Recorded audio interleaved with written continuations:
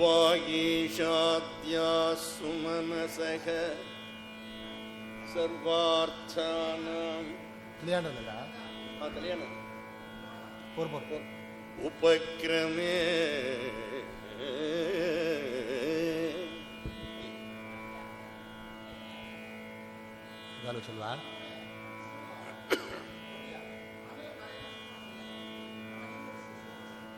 M ದತ್ವಾ ಕೃತಕೃತ್ಯಾಃ ಸ್ಯುಃ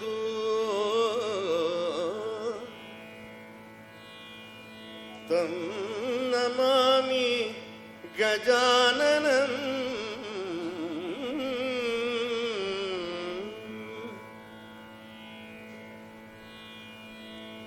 ಕೂಜಂತಂ Rama ರಾಮೇತಿ ಮಧುರಂ ಮಧುರಾಕ್ಷರಂ ಆರುಹ್ಯ ಕವಿತಾಶಾಖಾಂ Vande ವಾಲ್ಮೀಕಿಕೋಕಿಲಂ. ಯಃ ಪಿಬನ್ ಸತತಂ ರಾಮಚರಿತಾಮೃತಸಾಗರಂ ಅತೃಪ್ತಸ್ಥಂ ಮುನಿಂ Vande ಪ್ರಾಚೇತಸಮಕಲ್ಮಷಂ.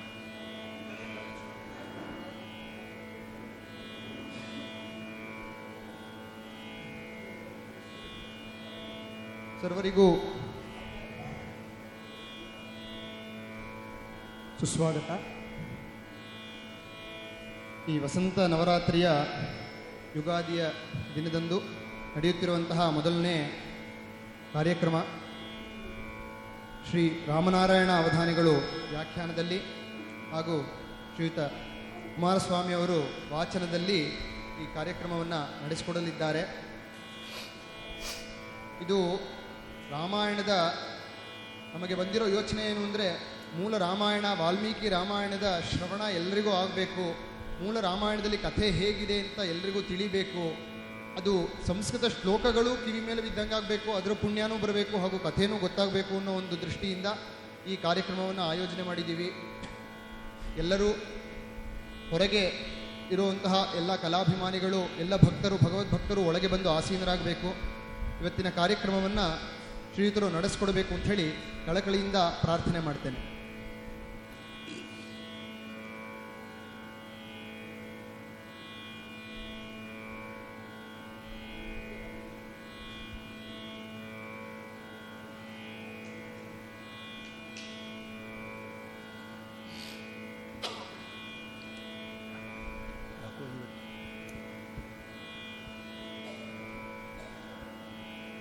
ವಾಗೀಶಾದ್ಯಾಃ ಸುಮನಸಃ ಸರ್ವಾರ್ಥಾನಾಂ ಉಪಕ್ರಮೇ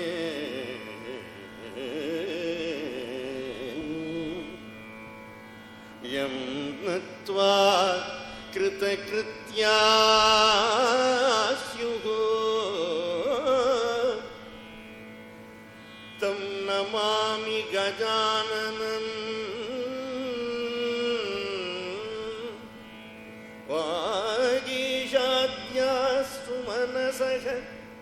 ಸರ್ವಾರ್ಥಾನಾಂ ಉಪಕ್ರಮೇ M ನತ್ವಾ ಕೃತಕೃತ್ಯಾಃ ಸ್ಯುಃ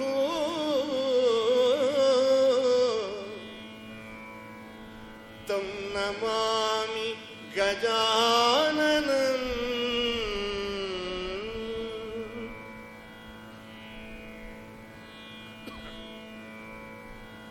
ದೌರ್ಭಿರ್ಯುಕ್ತಾ ಚತುರ್ಭಿಃ ಸ್ಫಟಿಕಮಣಿಮಯೀ ಅಕ್ಷಮಾಲಾಂ ದಧಾನ ಹಸ್ತೆ ಮಹೀಕೇನ ಪದ್ಮಂ ಸಿತಮಪಿ ಚ ಶುಕಂ ಪುಸ್ತಕಂ ಚಾಪರೇಣ ಭಾಸಾ ಕುಂದೇಂದು ಶಂಖ ಸ್ಫಟಿಕಮಣಿನಿಭಾ ಭಾಸಮಾನ ಸಮಾನ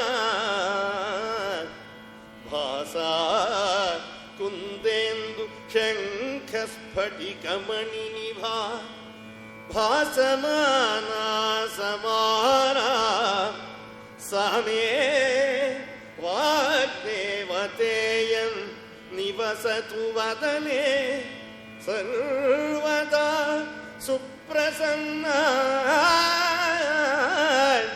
ಸಾಮೇ ನಿವಸತು ವದನೆ ಸರ್ವದಾ ಸುಪ್ರಸನ್ನ.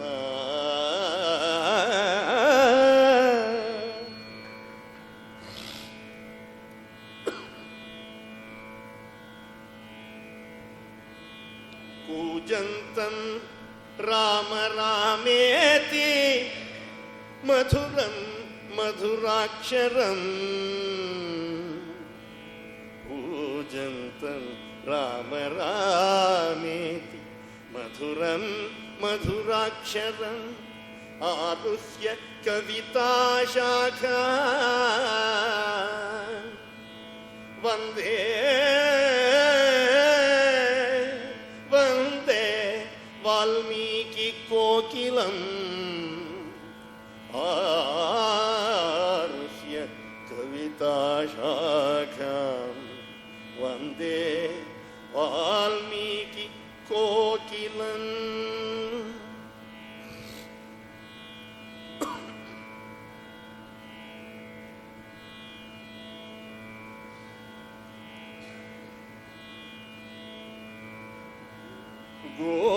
ಗೋಷ್ಪದೀಕೃತ ವಾರಾಶಿಂ ಮಶಕೀಕೃತ ರಾಕ್ಷಸಂ. ರಾಮಾಯಣ ಮಹಾಮಾಲಾ ರತ್ನಂ ವಂದೇ ಅನಿಲಾತ್ಮಜಂ.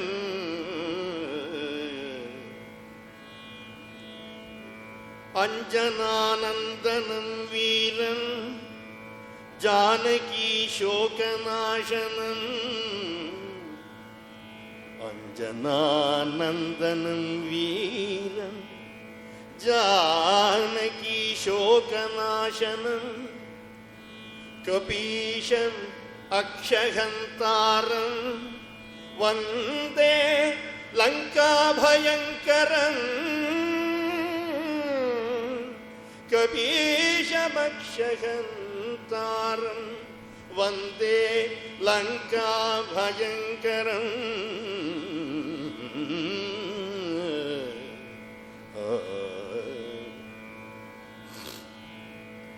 ಉಲ್ಲಂಘ್ಯ ಸಿಂಧೋ ಸಲಿಲಂ ಸಲೀಲಂ ಯಶೋಕವನ್ಹಿಂ ಜನಕಾತ್ಮಜಾಯಾಃ. ಆದಾಯ ತೇನೈವ ದದಾಹ ಲಂಕಾ.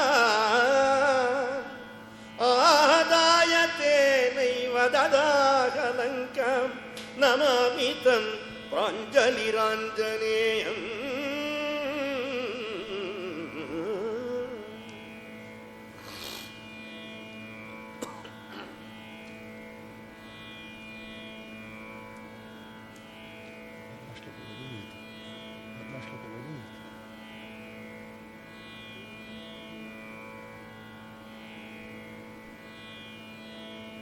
ತಪಸ್ವಾಧ್ಯಾಯ ನಿರತಂ ತಪಸ್ವಿ ವಾಗ್ವಿದಾಂವರಂ.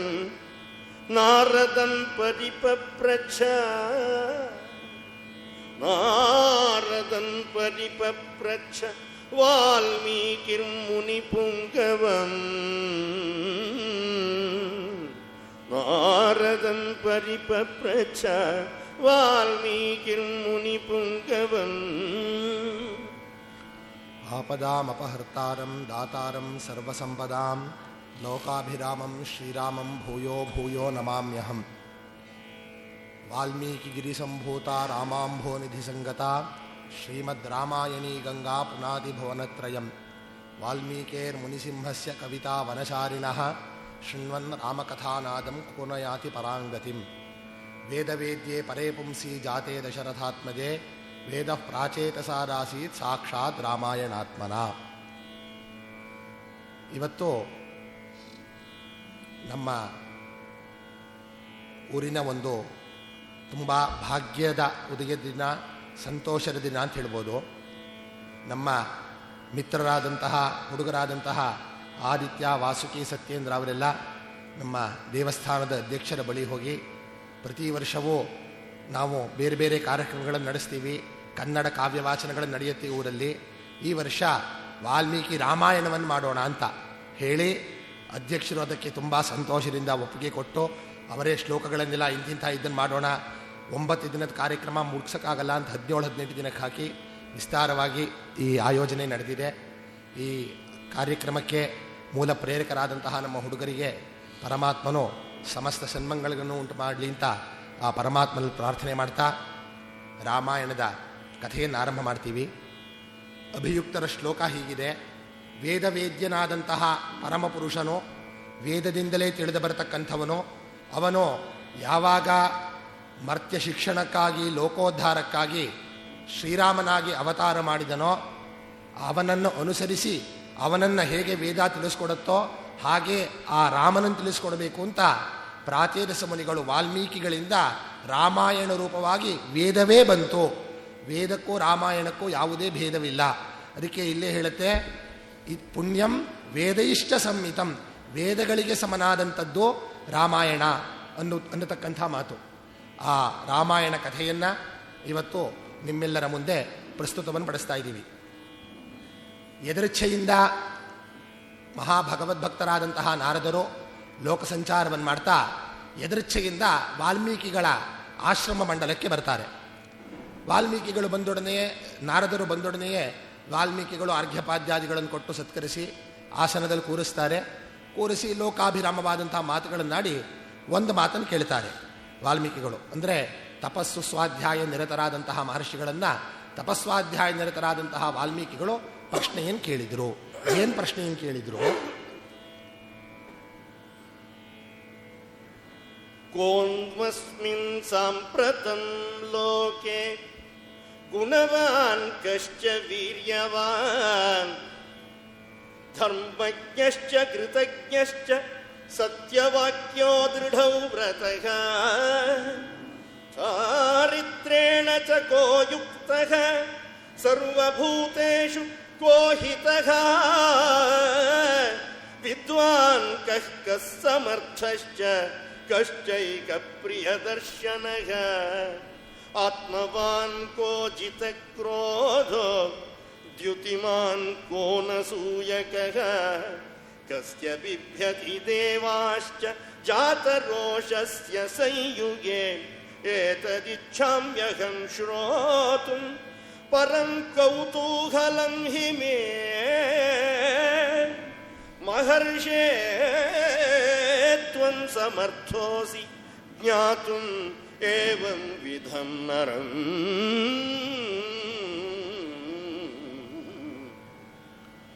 ವಾಲ್ಮೀಕಿಗಳು ನಾರದರನ್ನು ಪ್ರಶ್ನೆ ಮಾಡ್ತಾ ಇದ್ದಾರೆ. ಈ ಮನುಷ್ಯ ಲೋಕದಲ್ಲಿ ಯಾರು ಸಮಸ್ತ ಸದ್ಗುಣಗಳ ಸಾಂದ್ರನು, ಯಾರಲ್ಲಿ ಸಮಸ್ತ ಸದ್ಗುಣಗಳು ಇದೆ, ಯಾರು ಮಹಾಪರಾಕ್ರಮಶಾಲಿ, ಯಾರಿಗೆ ನಿಜವಾದ ಧರ್ಮದ ಸ್ವರೂಪ ಅರ್ಥವಾಗಿದೆ, ಯಾರು ಕೃತಜ್ಞನೋ, ಯಾವನೋ ಯಾವತ್ತೂ ಒಂದು ಬಾರಿಯೂ ಸುಳ್ಳನ್ನಾಡದವನು, ಒಂದು ಬಾರಿಯೂ ಹೇಳಿದಂತೆ ನಡ್ಕೊಳ್ಳೋಕ್ಕಾಗಲಿಲ್ಲ ಅವನಿಗೆ ಅನ್ನತಕ್ಕಂಥವನು ಯಾರು ಈ ಪ್ರಪಂಚದಲ್ಲಿ, ಯಾರು ದೃಢವ್ರತನೋ, ಒಮ್ಮೆ ಈ ಕೆಲಸವನ್ನು ಮಾಡ್ತೀನಿ ಅಂತ ಹಿಡ್ಕೊಂಡ್ರೆ ಅದನ್ನು ಪೂರ್ತಿ ಮಾಡಿದವನು ಯಾರು, ಯಾವನು ವಿದ್ವಾಂಸನೋ, ಯಾವನು ಜಿತಕ್ರೋಧನೋ, ಯಾವನಿಗೆ ಕೋಪ ಬಂದರೆ ಸಮಸ್ತ ದೇವಾದಿ ಸಹಿತವಾದಂತಹ ಈ ಪ್ರಪಂಚವೇ ನಡುಗೋಗತ್ತೆ, ಅಂಥವನು ಯಾರು ಅಂತ ಕೇಳಿದರು. ಈ ಪ್ರಪಂಚದಲ್ಲಿ ಅಂಥವನು ಯಾರಿದ್ದಾನೆ ಅಂತ. ಈ ವಾಕ್ಯವನ್ನು ಕೇಳಿದಾಗ ನಾರದರು ಒಂದು 5 ನಿಮಿಷ ಮೌನರಾಗ್ಬಿಟ್ರು, ಧ್ಯಾನಸ್ಥರಾದರು. ಧ್ಯಾನಸ್ಥರಾಗಿ ವಾಲ್ಮೀಕಿಗಳಿಗೆ ನಾರದರು ಹೇಳ್ತಾರೆ, ಇಕ್ಷ್ವಾಕು ವಂಶದಲ್ಲಿ ರಾಮ ಎಂಬತಕ್ಕಂಥವನು ಒಬ್ಬ ಇದಾನಪ್ಪ. ಅವನು ನೀನು ಹೇಳಿರ್ತಕ್ಕಂಥ ಸಮಸ್ತ ಗುಣಗಳು ಉಳ್ಳವನು. ಅವನಿಗೆ ಸಿಟ್ಟು ಬಂದರೆ ದೇವತೆಗಳು ನಡುಗೋದೆ, ಎಲ್ಲರೂ ನಡುಗೋದೆ. ಯಾಕೆ? ಉಪನಿಷತ್ ಹೇಳುತ್ತೆ, ಭೀಷಾಸ್ಮಾದ್ವಾತಃ ಪವತೆ, ಎಲ್ಲ ಪ್ರಪಂಚದ ಗತಿಯು ಪರಮಾತ್ಮನ ಹೆದರಿಕೆಯಿಂದಲೇ ನಡೀತಿದೆ ಅಂತಕ್ಕಂಥವನು. ಅಂಥ ಶ್ರೀರಾಮನು ಎಂಬತಕ್ಕಂಥವನು ಒಬ್ಬನಿದ್ದಾನೆ.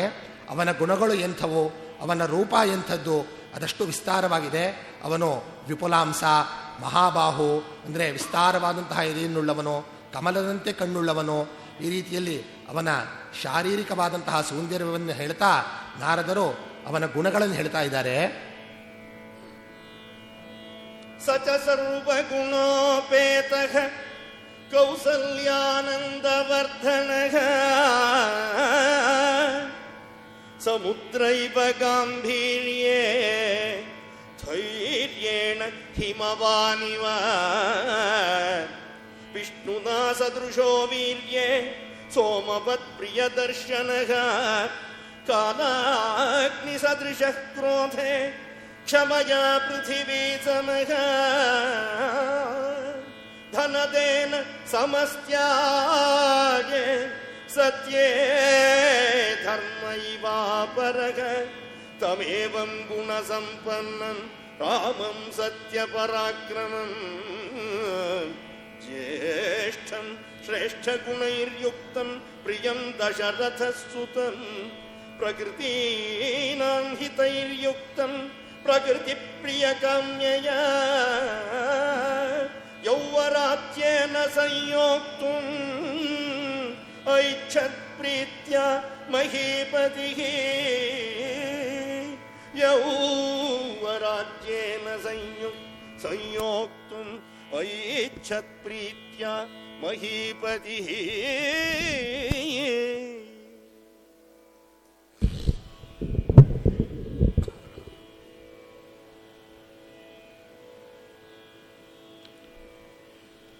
ನೀನು ಕೇಳಿರ್ತಕ್ಕಂಥ ವ್ಯಕ್ತಿಯ ಗುಣಗಳು ಈ ರೀತಿಯಲ್ಲಿದೆ. ಸಮುದ್ರ ಇವ ಗಾಂಭೀರ್ಯೆ, ಗಂಭೀರನಾಗಿರೋದು, ಯಾವುದೇ ಒಂದು ಹಾಸ್ಯ ಇತ್ಯಾದಿಗಳು ಅಂತಂದರೆ ನಾವು ಹೇಳ್ತೀವಲ್ಲ, ಮಕ್ಕಳ ಥರ ಆಟ ಆಡ್ತಾನೆ, ಆ ಥರ ಯಾವುದೇ ಸ್ವಭಾವವಿಲ್ಲದೆ ಗಾಂಭೀರ್ಯದಿಂದ ಇರತಕ್ಕಂಥವನು. ಧೈರ್ಯದಲ್ಲಿ ಹಿಮವತ್ ಪರ್ವತದಂತೆ, ಎಂಥ ಕಷ್ಟ ಬಂದರೂ ಎಂಥ ಪರಿಸ್ಥಿತಿ ಬಂದರೂ ಅಲಗಾಡದವನು, ಯಾವುದಕ್ಕೂ ವಿಚಲಿತನಾಗದವನು. ಪರಾಕ್ರಮದಲ್ಲಿ ವಿಷ್ಣುವಿನಂತೆ ಇರತಕ್ಕಂಥವನು. ಚಂದ್ರನಂತೆ ಪ್ರಿಯದರ್ಶನ, ಚಂದ್ರ ಯಾವಾಗಲೂ ನೋಡೋದಕ್ಕೆ ಪೂರ್ಣಿಮೆ ಚಂದ್ರ ಆನಂದವನ್ನೇ ಕೊಡ್ತಾನೆ, ಆ ರೀತಿಯಲ್ಲಿರ್ತಕ್ಕಂಥವನು. ಕ್ರೋಧದಲ್ಲಿ ಕಾಲಾಗ್ನಿ ಸದೃಶ, ಹೇಗೆ ಕಾಲಾಗ್ನಿ ಎದುರಿಗೆ ಬಂಥದ್ದನ್ನು ಅಷ್ಟನ್ನು ಸುಟ್ಟಾಕತ್ತೋ ಅವನ ಕ್ರೋಧಕ್ಕೆ ಎದುರೋಗ್ಬಿಟ್ರೆ ಮುಗಿದೋಯ್ತವ್ರ ಕಥೆ. ಹಾಗೆ ಕ್ಷಮೆಯಲ್ಲಿ ಪೃಥ್ವಿ ಸಮ, ಯಾರು ಶರಣಾಗತಿಯಾಗ್ತಾರೋ ಅವನಿಗೆ ಹೇಗೆ ಪೃಥ್ವಿ ಎಲ್ಲವನ್ನೂ ಸರ್ವಂ ಸಹೆಯಾಗಿದ್ದಾಳೋ ಹಾಗೆ ಅವರ ಅಷ್ಟ ತಪ್ಪನ್ನೂ ಕ್ಷಮಿಸಿ ಅವರನ್ನು ತನ್ನವನಾಗಿ, ಇನ್ನೂ ಹೆಚ್ಚು ಅಂದರೆ ತಾನೇ ಆಗಿ ಮಾಡ್ಕೊಳ್ಳೋವನು. ಲೋಕದಲ್ಲಿ ಜನರು ತನ್ನನ್ನು ಮಾಡ್ಕೋತಾರೆ, ಇವನು ತಾನೇ ಆಗಿಬಿಡ್ತಾನೆ, ಅಷ್ಟು ಕ್ಷಮೆಯನ್ನು ಉಳ್ತಕ್ಕಂಥವನು. ಧನ ಕೊಡೋದರಲ್ಲಿ ಕುಬೇರನಿಗಿಂತ ಇನ್ನೂ ಹೆಚ್ಚು. ಹಾಗೆ ಧರ್ಮದಲ್ಲಿ ಯಮಧರ್ಮನಂತೆ ಸತ್ಯನಿಷ್ಠೆ ಧರ್ಮದಲ್ಲಿ ಅಂಥ ಇರತಕ್ಕಂಥ ರಾಮನನ್ನ ತಂದೆಯಾದಂಥ ದಶರಥ ಯುವರಾಜ ಪಟ್ಟಾಭಿಷೇಕವನ್ನು ಮಾಡಬೇಕು ಅಂತ ಸಂಕಲ್ಪ ಮಾಡ್ದ. ಯುವರಾಜ್ಯಕ್ಕೆ ಸಂಕಲ್ಪ ಮಾಡ್ದ. ಆ ಸಮಯದಲ್ಲಿ ಅವಳ ದಶರಥನ ಇನ್ನೊಬ್ಬಳು ಹೆಂಡತಿಯಾದಂತಹ ಕೈಕೇಯಿಯ ಮಾತಿನಂತೆ ಅವಳಿಗೆ ವರವನ್ನು ಕೊಡಬೇಕಾಗಿತ್ತು. ಆ ವರದಂತೆ ಇವನಿಗೆ ಕಾಡಿಗೆ ಹೋಗಬೇಕು ಅಂತಾಯಿತು. ರಾಮ ತನ್ನ ಅನುಜ ಲಕ್ಷ್ಮಣ ಸೀತೆಯರೊಡನೆ ಕಾಡಿಗೆ ಹೊರಡ್ತಾನೆ. ಕಾಡಿಗೆ ಹೋಗುವುದು, ಅಲ್ಲಿ ಭರತನ ಆಗಮನ. ನಾವಿಲ್ಲಿ ಏನಾಗಿದೆ ಅಂದರೆ ಇರೋ ಸಮಯ ತುಂಬ ಅತ್ಯಲ್ಪವಾಗಿದೆ. ಅದರಿಂದ ಕಥೆಯ ಭಾಗಗಳನ್ನು ಮುಂದೆ ಹೇಳ್ತಾ ಕಥೆಯನ್ನು ಮುಂದಕ್ಕೆ ತಗೊಂಡು ಹೋಗ್ತೀವಿ. ಸಾಮಾನ್ಯವಾಗಿ ಒಂದು ಸರ್ಗಕ್ಕೆ ಒಂದು 4-5 ಶ್ಲೋಕ ಓದ್ತಂಗೆ ಆಗತ್ತಷ್ಟೇ. ಈ ಸಮಯದ ಅಭಾವದಲ್ಲಿ ಈ ಕಾರ್ಯಕ್ರಮದಲ್ಲಿ ಈ ಮೂಲ ರಾಮಾಯಣದಲ್ಲಿ ಅಷ್ಟು ಶ್ಲೋಕವನ್ನು ಓದಬೇಕು. ಹಾಗೆ ನೋಡಿದರೆ ಕಥೆ ಚಲನೆ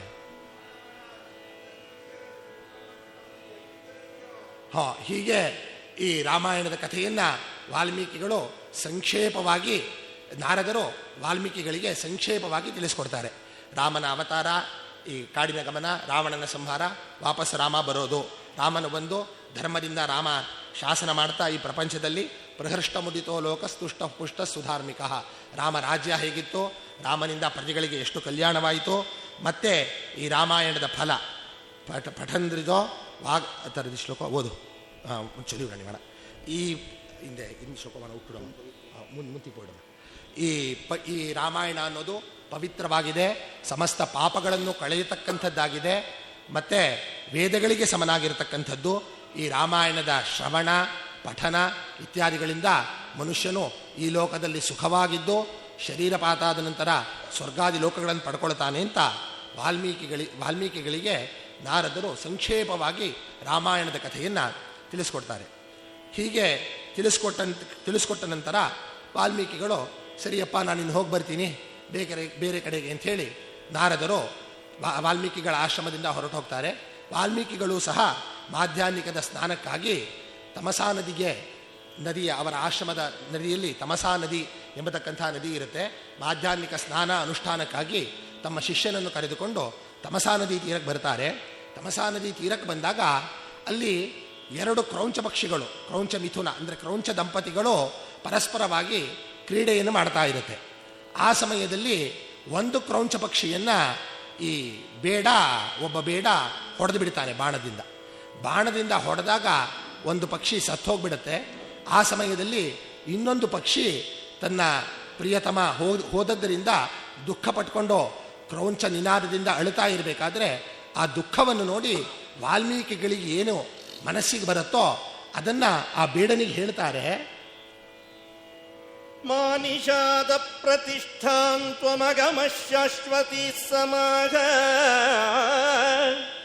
ಯತ್ ಕ್ರೌಂಚ ಮಿಥುನಾದೇಕಂ ಅವಧಿ ಕಾಮಮೋಹಿತಂ ತಸ್ಯೈವಂ ಬ್ರುವತಶ್ಚಿಂತಾ ಬಭೂವ ಹೃದಿ ವೀಕ್ಷತಃ ಶೋಕಾರ್ತೇನಾಸ್ಯ ಶಕುನೇ ಕಿಮಿದಂ ವ್ಯಾಹೃತಂ ಮಯಾ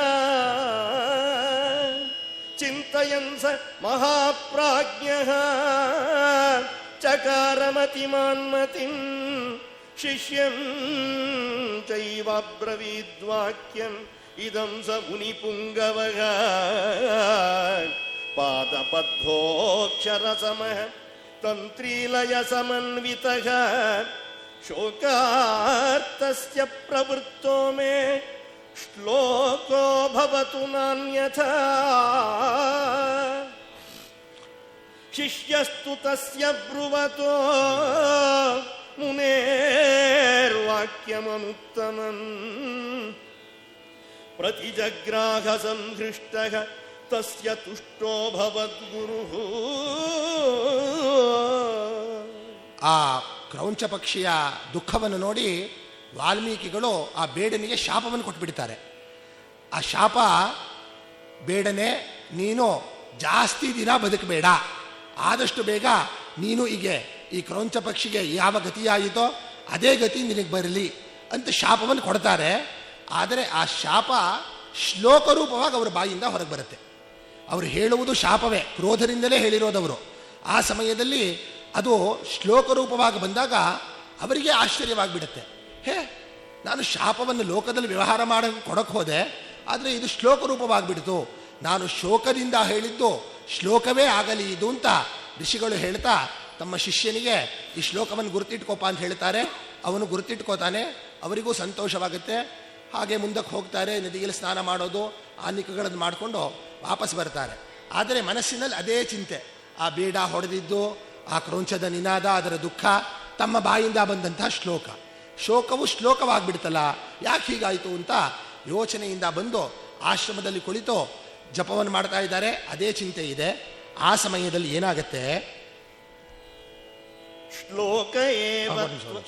ಆ ಸಮಯದಲ್ಲಿ ಲೋಕಪಿತಾಮಹನಾದಂತಹ ಬ್ರಹ್ಮನು ವಾಲ್ಮೀಕಿಗಳ ಆಶ್ರಮಕ್ಕೆ ಬರ್ತಾನೆ.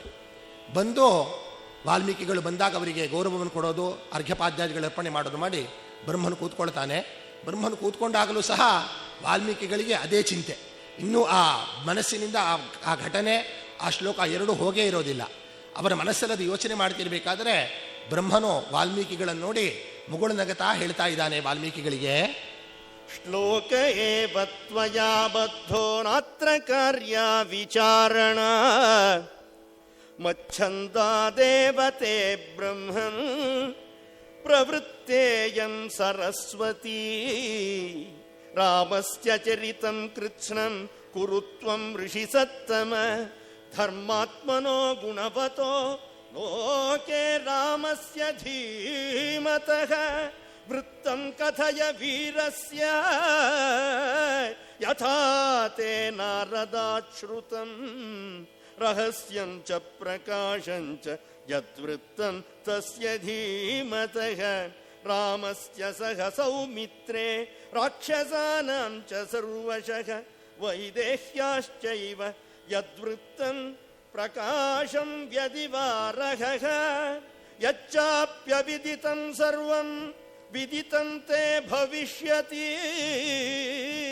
ನ ತೇ ವಾಗನೃತಾ ಕಾವ್ಯೆ ಕಾಚಿದತ್ರ ಭವಿಷ್ಯತಿ ಕುರು ರಾಮ ಕಥಾಂ ಪುಣ್ಯಾಂ ಶ್ಲೋಕಬದ್ಧಾಂ ಮನೋರಮಾಂ ಯಾವತ್ ಸ್ಥಾಸ್ಯಂತಿ ಗಿರಯಃ ಸರಿತಶ್ಚ ಮಹೀತಲೆ ತಾವದ್ ರಾಮಾಯಣ ಕಥಾ ಲೋಕೇಶು ಪ್ರಚರಿಷ್ಯತಿ ಯಾವದ್ ರಾಮಾಯಣ ಕಥಾ ತ್ವತ್ಕೃತ ಪ್ರಚರಿಷ್ಯತಿ.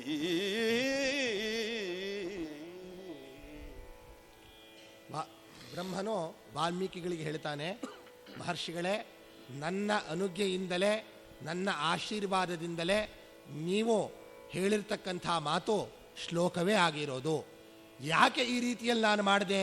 ನನ್ನ ಅನುಜ್ಞೆಯಿಂದಲೇ ಸರಸ್ವತೀ ದೇವಿ ಯಾಕೆ ನಿಮಗೆ ಆ ಸಮಯದಲ್ಲಿ ಆ ರೀತಿಯಲ್ಲಿ ಅನುಗ್ರಹ ಮಾಡಿದ್ರು ಅಂದರೆ, ನಿಮ್ಮಿಂದ ಲೋಕಕ್ಕೆ ಒಂದು ಮಹದುಪಕಾರವಾಗಬೇಕಾಗಿದೆ. ನೀವು ಏನು ಮಾಡಬೇಕು ಅಂದರೆ, ರಾಮನ ಕಥೆಯನ್ನು, ಪುಣ್ಯವಾಗಿರ್ತಕ್ಕಂತಹ ಯಾವ ರಾಮನ ಕಥೆಯನ್ನು ನಾರದರು ನಿಮಗೆ ತಿಳಿಸ್ಕೊಟ್ಟಿದ್ದಾರೋ ಆ ರಾಮನ ಕಥೆಯನ್ನು ನೀವು ಕೃತ್ಸ್ನವಾಗಿ ರಚನೆ ಮಾಡಿ. ಈ ರಾಮಾಯಣದಲ್ಲಿ ಏನು ರಹಸ್ಯವಾಗಿ ನಡೀತೋ, ಯಾವುದು ಪ್ರಕಾಶವಾಗಿ ಹೊರಗೆ ಗೊತ್ತಾಗುವಂತೆ ನಡೀತೋ, ಅವರ ಮನಸ್ಸಲ್ಲಿ ಏನಿತ್ತೋ, ರಾಮನ ಮನಸ್ಸಲ್ಲಿ, ಲಕ್ಷ್ಮಣನ ಮನಸ್ಸಿನಲ್ಲಿ, ಸೀತೆಯ ಮನಸ್ಸಿನಲ್ಲಿ ಏನಿತ್ತೋ ಅದಷ್ಟು ನಿಮಗೆ ಯಾವುದೇ ಸಂಶಯವಿಲ್ಲದೆ ಅಷ್ಟು ನಿಮಗೆ ತಿಳಿಯಲಿ. ನಾನು ಹೀಗೆ ನಿಮಗೆ ಅನುಗ್ರಹ ಮಾಡ್ತೀನಿ. ಈ ಕಾವ್ಯದಲ್ಲಿ ನಿಮ್ಮಿಂದ ರಚನೆಯಾಗತಕ್ಕಂಥ ಒಂದೊಂದು ಅಕ್ಷರ, ಒಂದೊಂದು ಶಬ್ದ ಯಾವುದೂ ಸುಳ್ಳಲ್ಲ, ಇಲ್ಲಿ ಯಾವುದೂ ಮಿಥ್ಯವಲ್ಲ. ಹೀಗೆ ನನ್ನ ವರವಿದೆ, ನಿಮಗೆ ಯಾವುದೂ ಸುಳ್ಳಾಗುವುದಿಲ್ಲ. ಈ ರಾಮಕಥೆ ಈ ಭೂಮಂಡಲದಲ್ಲಿ ಅಲ್ಲಿಯವರೆಗೂ ಬೆಟ್ಟಗಳಿರುತ್ತೋ, ನದಿಗಳಿರುತ್ತೋ, ಸಮುದ್ರ ಇರುತ್ತೋ, ಅಲ್ಲಿವರೆಗೂ ಈ ರಾಮಾಯಣ ಕಥಾ, ನಿಮ್ಮ ಹೆಸರು, ನಿಮ್ಮ ಈ ರಾಮಾಯಣ ಕಥೆ ಪ್ರಚಾರದಲ್ಲಿರಲಿ.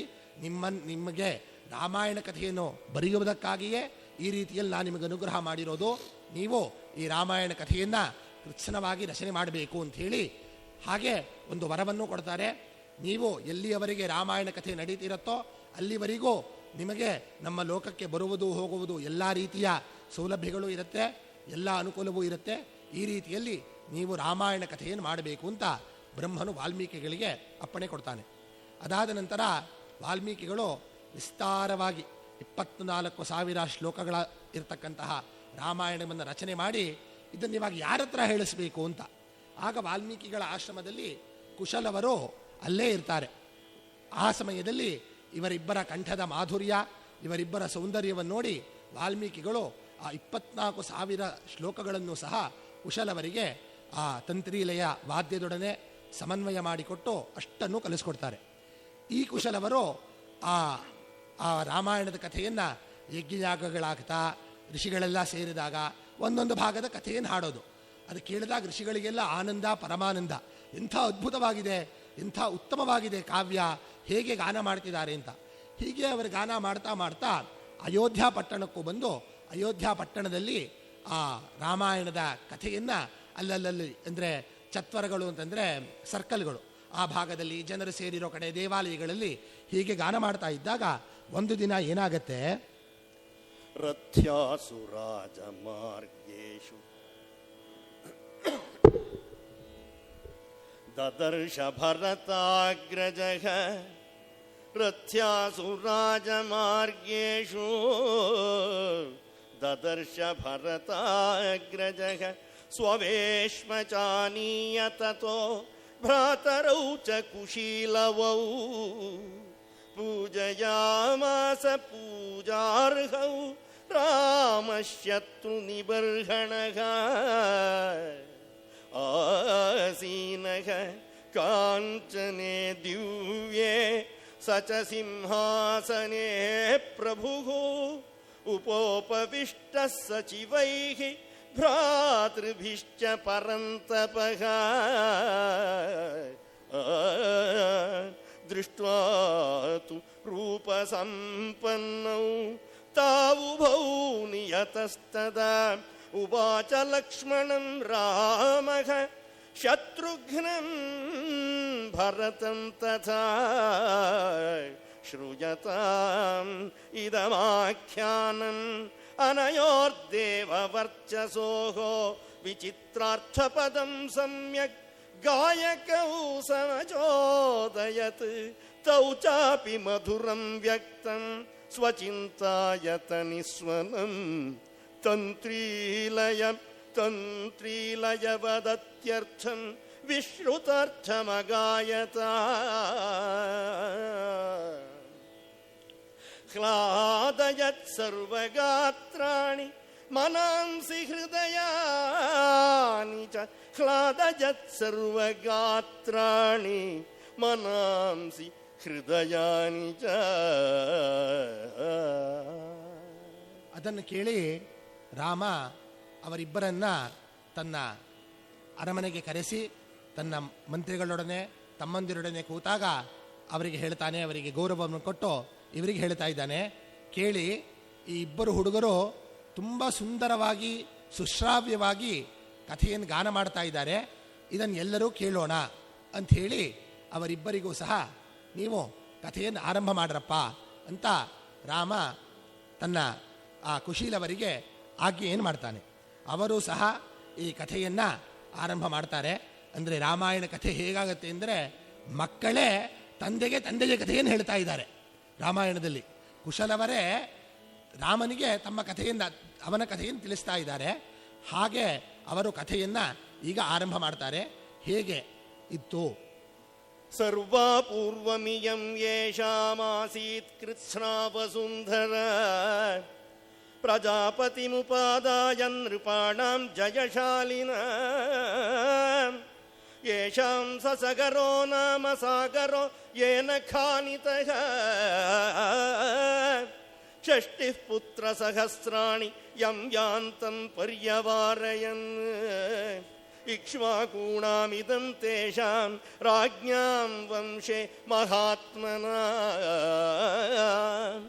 ಮಹದುತ್ಪನ್ನಮಾಖ್ಯಾನಂ ರಾಮಾಯಣಮಿತಿ ಶ್ರುತಂ ತದಿದಂ ವರ್ತಯಿಷ್ಯಾಮಿ ಸರ್ವಂ ನಿಖಿಲಮಾದಿತಃ ಧರ್ಮಕಾಮಾರ್ಥಸಹಿತಂ ಶ್ರೋತವ್ಯಮನಸೂಯಯಾ ಕೋಸಲೋ ನಾಮ ಮುದಿತಃ ಸ್ಫೀತೋ ಜನಪದೋ ಮಹಾನ್ ನಿವಿಷ್ಟ ಸರಯೂತೀರೆ ಪ್ರಭೂತ ಧನಧಾನ್ಯವಾನ್ ಅಯೋಧ್ಯಾ ನಾಮ ನಗರಿ ತತ್ರಾಸೀಲ್ಲೋಕವಿಶ್ರುತ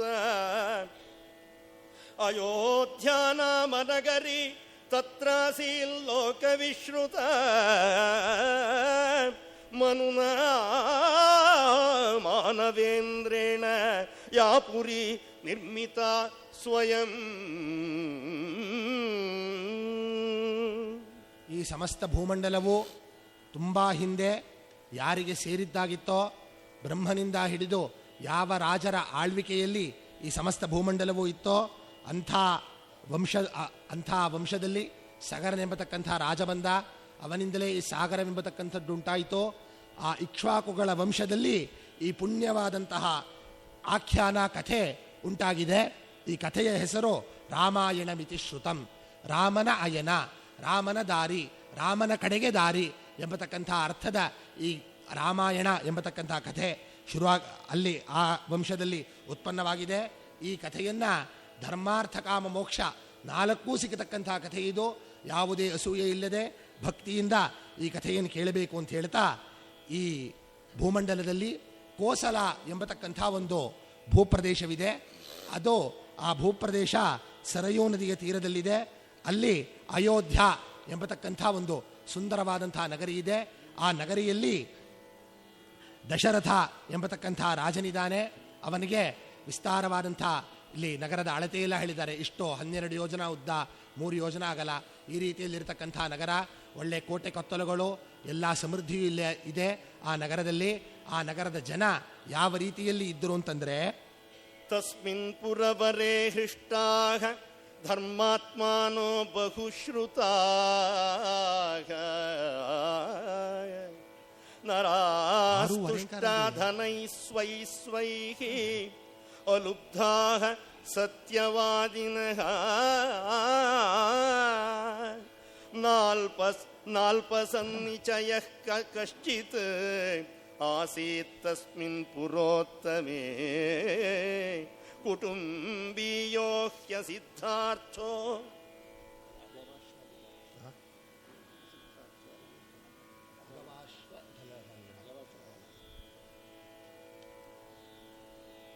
ಕುಟುಂಬೀಯೋ ಹ್ಯಸಿದ್ಧಾರ್ಥಃ ಅಗವಾಶ್ವಧನಧಾನ್ಯವಾನ್ ಕಾಮೀ ವಾ ನ ಕದರ್ಯೋ ವಾ ನೃಶಂಸಃ ಪುರುಷಃ ಕ್ವಚಿತ್ ದ್ರಷ್ಟುಂ ಶಕ್ಯಮಯೋಧ್ಯಾಯಾಂ ನ ವಿದ್ವಾನ್ ನ ಚ ನಾಸ್ತಿಕಃ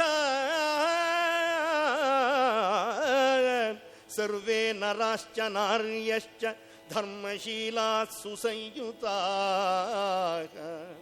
ಉದಿತಾಃ ಶೀಲವೃತ್ತಾಭ್ಯಾಂ ಮಹರ್ಷಯ ಇವಾಮಲಾಃ.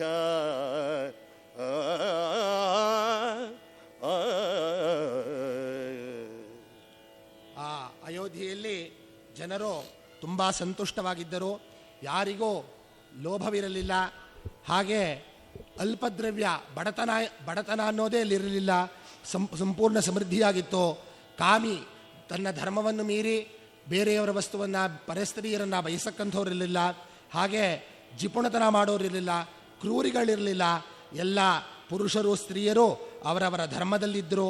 ಯಾರೂ ಅವಿದ್ವಾಂಸರಿರಲಿಲ್ಲ, ನಾಸ್ತಿಕರಿರಲಿಲ್ಲ. ಹೀಗೆ ಶೀಲವೃತ್ತಾಭ್ಯಾಂ ಮಹರ್ಷಯ ಇವಾಮಲಾಹ, ಕಾಡಿನಲ್ಲಿ ಹೇಗೆ ಮಹರ್ಷಿಗಳಿರ್ತಿದ್ರೋ ಅದೇ ರೀತಿಯ ಶೀಲವೃತ್ತವನ್ನು ಉಳಿತಕ್ಕಂಥ ಜನರು, ಸ್ವಭಾವದವರು ಅಯೋಧ್ಯ ಪಟ್ಟಣದಲ್ಲಿದ್ದರು. ಅಂಥ ಅದ್ಭುತವಾದಂತಹ ಜನರಿದ್ದಂತಹ ಪಟ್ಟಣ ಆ ಅಯೋಧ್ಯ ಅನ್ನೋದು ಅಷ್ಟು ಶ್ರೇಷ್ಠವಾಗಿತ್ತು. ಅಲ್ಲಿನ ಮಂತ್ರಿಗಳು ಯಾವ ರೀತಿಯಲ್ಲಿದ್ದು ಅಂತಂದರೆ, ಆ ದಶರಥನಿಗೆ 8 ಜನ ಮಂತ್ರಿಗಳಿದ್ದರು.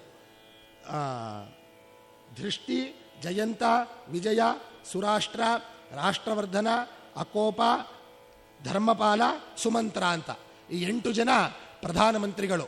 ಈ 8 ಜನರು ರಾಷ್ಟ್ರವನ್ನು ತುಂಬ ವಿಚಕ್ಷಣತೆಯಿಂದ ಕಾಪಾಡ್ತಿದ್ರು. ಆ ಮಂತ್ರಿಗಳ ಸ್ವಭಾವ ಎಷ್ಟು ಚೆನ್ನಾಗಿತ್ತು ಅಂತ ಇವತ್ತಿನ ರಾಜಕಾರಣಿಗಳು ಖಂಡಿತವಾಗಿ ಭಾಗವನ್ನು ಓದಬೇಕು. ಯಾವ ರೀತಿಯಲ್ಲಿರ್ತಿದ್ರು ಅವತ್ತಿನ ಮಂತ್ರಿಗಳು ಅಂತಂದರೆ, ಅವರ ಮಂತ್ರಿಗಳ ಸ್ವಭಾವ ಕೀರ್ತಿಮಂತ ಪ್ರಣೀತ ಕೀರ್ತಿಮಂತಃ ಪ್ರಣೀಹಿತ ಯಥಾ ವಚನಕಾರಿಣಃ ತೇಜಃ ಕ್ಷಮಾ ಯಶಃ ಪ್ರಾಪ್ತಾಃ ಸ್ಮಿತಪೂರ್ವಾಭಿಭಾಷಿಣಃ ಕ್ರೋಧಾತ್ ಕಾಮಾರ್ಥ ಹೇತೋರ್ವ ನ ಬ್ರೂಯುರನೃತಂ ವಚಃ ತೇಷಾಮವಿದಿತಂ ಕಿಂಚಿತ್ ಸ್ವೇಷು ನಾಸ್ತಿ ಪರೇಷು ವಾ ಕ್ರಿಯಮಾಣಂ ಕೃತಂ ವಾಪಿ ಚಾರೇಣಾಪಿ ಚಿಕೀರ್ಷಿತಂ ಕುಶಲಾ ವ್ಯವಹಾರೇಷು ಸೌಹೃದೇಷು ಪರೀಕ್ಷಿತಾಃ ಪ್ರಾಪ್ತಕಾಲಂ ಯಥಾ ದಂಡಂ ಧಾರಯೇಯುಃ ಸುತೇಷ್ವಪಿ ಕೋಶ ಸಂಗ್ರಹಣೆ ಯುಕ್ತ ಬಲಸ್ಯ ಚ ಪರಿಗ್ರಹೇ. ಅವನ ಮಂತ್ರಿಗಳು ಸತ್ಕೀರ್ತಿಯನ್ನುಳ್ಳವರು. ಯಾರ ಮೇಲೂ ಕೆಟ್ಟ ಕೀರ್ತಿ ಅನ್ನೋದು, ಕೆಟ್ಟ ಕೆಲಸ ಮಾಡಿದ್ರು, ಭ್ರಷ್ಟಾಚಾರ ಮಾಡಿದ್ರು ಇತ್ಯಾದಿ ಆರೋಪಗಳು ಯಾರ ಮೇಲೂ ಇಲ್ಲ. ಅಂಥ ಸತ್ಕೀರ್ತಿಯನ್ನುಳ್ಳತಕ್ಕಂಥ ಮಂತ್ರಿಗಳು ಯಥಾವಚನಕಾರಿಣ, ರಾಜಾಜ್ಞೆಯನ್ನು ಚಾಚೂ ತಪ್ಪದೆ ಹಿಂಚು ಮುಂಚಾಗದಂತೆ ನಡೆಸ್ತಕ್ಕಂಥವರು, ಒಳ್ಳೆ ತೇಜಸ್ಸು, ಕ್ಷಮೆ, ಯಶಸ್ಸುಗಳನ್ನು ಪಡೆದವರು, ಸ್ಮಿತಪೂರ್ವಾಭಿಭಾಷಿಣ, ಜನರೊಡನೆ ನಗನಗತಾ ಮಾತಾಡೋರು. ರಾಜ ಸಿಗಲ್ಲ, ಮಂತ್ರಿಗಳು ಸಿಗಲ್ಲ ನಮಗೆ, ಆ ರೀತಿಯಲ್ಲಿಲ್ಲ. 24 ಗಂಟೆನೂ ತೆಗೆದಿರುತ್ತೆ. ಯಾವ ಮಂತ್ರಿಯನ್ನು ಯಾವ ಸಾಮಾನ್ಯ ಪ್ರಜೆಯೂ ಹೋಗಿ ಕಾಣಬಹುದು. ಅಂಥವರಾಗಿದ್ದರು. ಅವರಿಗೆ ತಮ್ಮ ದೇಶದಲ್ಲಾಗಲಿ ಪರರ ದೇಶದಲ್ಲಾಗಲಿ ಯಾವುದು ಅವಿದಿತನ್ ಕಿಂಚಿದಪಿ ನ ಕಿಂಚಿನ್ನ ವಿದ್ಯತೆ ಅಂತ, ಇವರ ಬಗ್ಗೆ ನಮಗೆ ಗೊತ್ತಿಲ್ಲ, ಆ ರಾಜ್ಯದ ರಹಸ್ಯ ನಮಗೆ ಗೊತ್ತಿಲ್ಲ, ಆ ಶತ್ರುಗಳ ಬಲ ನಮಗೆ ಗೊತ್ತಿಲ್ಲ, ಆ ರೀತಿಯಲ್ಲಿ ಯಾವುದೂ ಇಲ್ಲ. ಸಂಪೂರ್ಣವಾದಂತಹ ಜ್ಞಾನವಿತ್ತು. ವ್ಯವಹಾರ ಕುಶಲರಾಗಿದ್ದರು. ಪ್ರಾಪ್ತ ಕಾಲಂ ಯಥಾದಂಡಂ ಧಾರಯೇಯು ಸುತೇಷ್ವಪಿ, ತಮ್ಮ ಮಕ್ಕಳೇ ತಪ್ಪು ಮಾಡಿದರೂ ಸಹ ಅವರಿಗೆ ಆ ತಪ್ಪಿಗೆ ಯೋಗ್ಯವಾದಂತಹ ದಂಡನೆಯನ್ನು ಕೊಡೋರು. ಯಾವ ಪುತ್ರ ಮೋಹವಾಗಲಿ, ನನ್ನ ಮಗನಿಗೆ ಅಧಿಕಾರ ಬೇಕೋ, ಇಂಥವನಿಗೆ ಅದು ಬೇಕೋ, ಯಾವುದೂ ಇಲ್ಲ. ತಪ್ಪು ಮಾಡಿದರೆ ಶಿಕ್ಷೆ ಆಗಬೇಕು ಎಂಬತಕ್ಕಂಥ ಅತ್ಯಂತ ಸದ್ಗುಣಶಾಲಿಗಳಾದಂತಹ ಮಂತ್ರಿಗಳಿದ್ದರು. ದಶರಥನಿಗೆ ಅವನ ಜೀವನದಲ್ಲಿ ಎಲ್ಲವೂ ಪರಿಪೂರ್ಣವಾಗಿತ್ತು. ಸುಂದರಿಯರಾದಂತಹ ಪತ್ನಿಯರು, ಆಜ್ಞಾಕಾರಿಗಳಾದಂತಹ ಧರ್ಮಶೀಲರಾದಂತಹ ಮಂತ್ರಿಗಳು, ಅಕಂಟಕವಾದಂತಹ ರಾಜ್ಯ, ಸದ್ಧರ್ಮದಲ್ಲಿ ಯುಕ್ತರಾದಂತಹ ಪ್ರಜೆಗಳು, ಒಳ್ಳೆಯ ಗುರುಗಳು, ಎಲ್ಲವೂ ಇದೆ. ಯಾವುದಕ್ಕೂ ಕಡಿಮೆ ಇಲ್ಲ. ಆದರೆ ಅಂಥ ದಶರಥನಿಗೆ ಒಂದೇ ಒಂದು ಕೊರತೆ ಇತ್ತು. ಅದೇನು ಅಂತಂದರೆ, ತಸ್ಯ ತ್ವೇವಂ ಪ್ರಭಾವಸ್ಯ ಧರ್ಮಜ್ಞಸ್ಯ ಮಹಾತ್ಮನಃ ಸುತಾರ್ಥಂ ತಪ್ಯಮಾನಸ್ಯ ಆಸೀದ್ವಂಶಕರಃ ಸುತಃ ಚಿಂತಯಾನಸ್ಯ ತಸ್ಯೈವಂ ಬುದ್ಧಿರಾಸೀನ್ ಮಹಾತ್ಮನಃ ಸುತಾರ್ಥಂ ವಾಜಿಮೇಧೇನ ಕಿಮರ್ಥಂ ನ ಯಜಾಮ್ಯಹಂ ಸನಿಶ್ಚಿತಾಂ ಮತಿಂ ಕೃತ್ವಾ ಯಷ್ಟವ್ಯಮಿತಿ ಬುದ್ಧಿಮಾನ್ ಮಂತ್ರಿಭಿಃ ಸಹ ಧರ್ಮಾತ್ಮ ಸರ್ವೈರೇವ ಧೃತಾತ್ಮಭಿಃ ತತೋ ಬ್ರವೀದಿದಂ ರಾಜಾ ಸುಮಂತ್ರಂ ಮಂತ್ರಿ ಸತ್ತಮಂ ಶೀಘ್ರಮಾನಯ ಮೇ ಸರ್ವಾನ್ ಗುರೂಂಸ್ತಾನ್ ಸಪುರೋಹಿತಾ.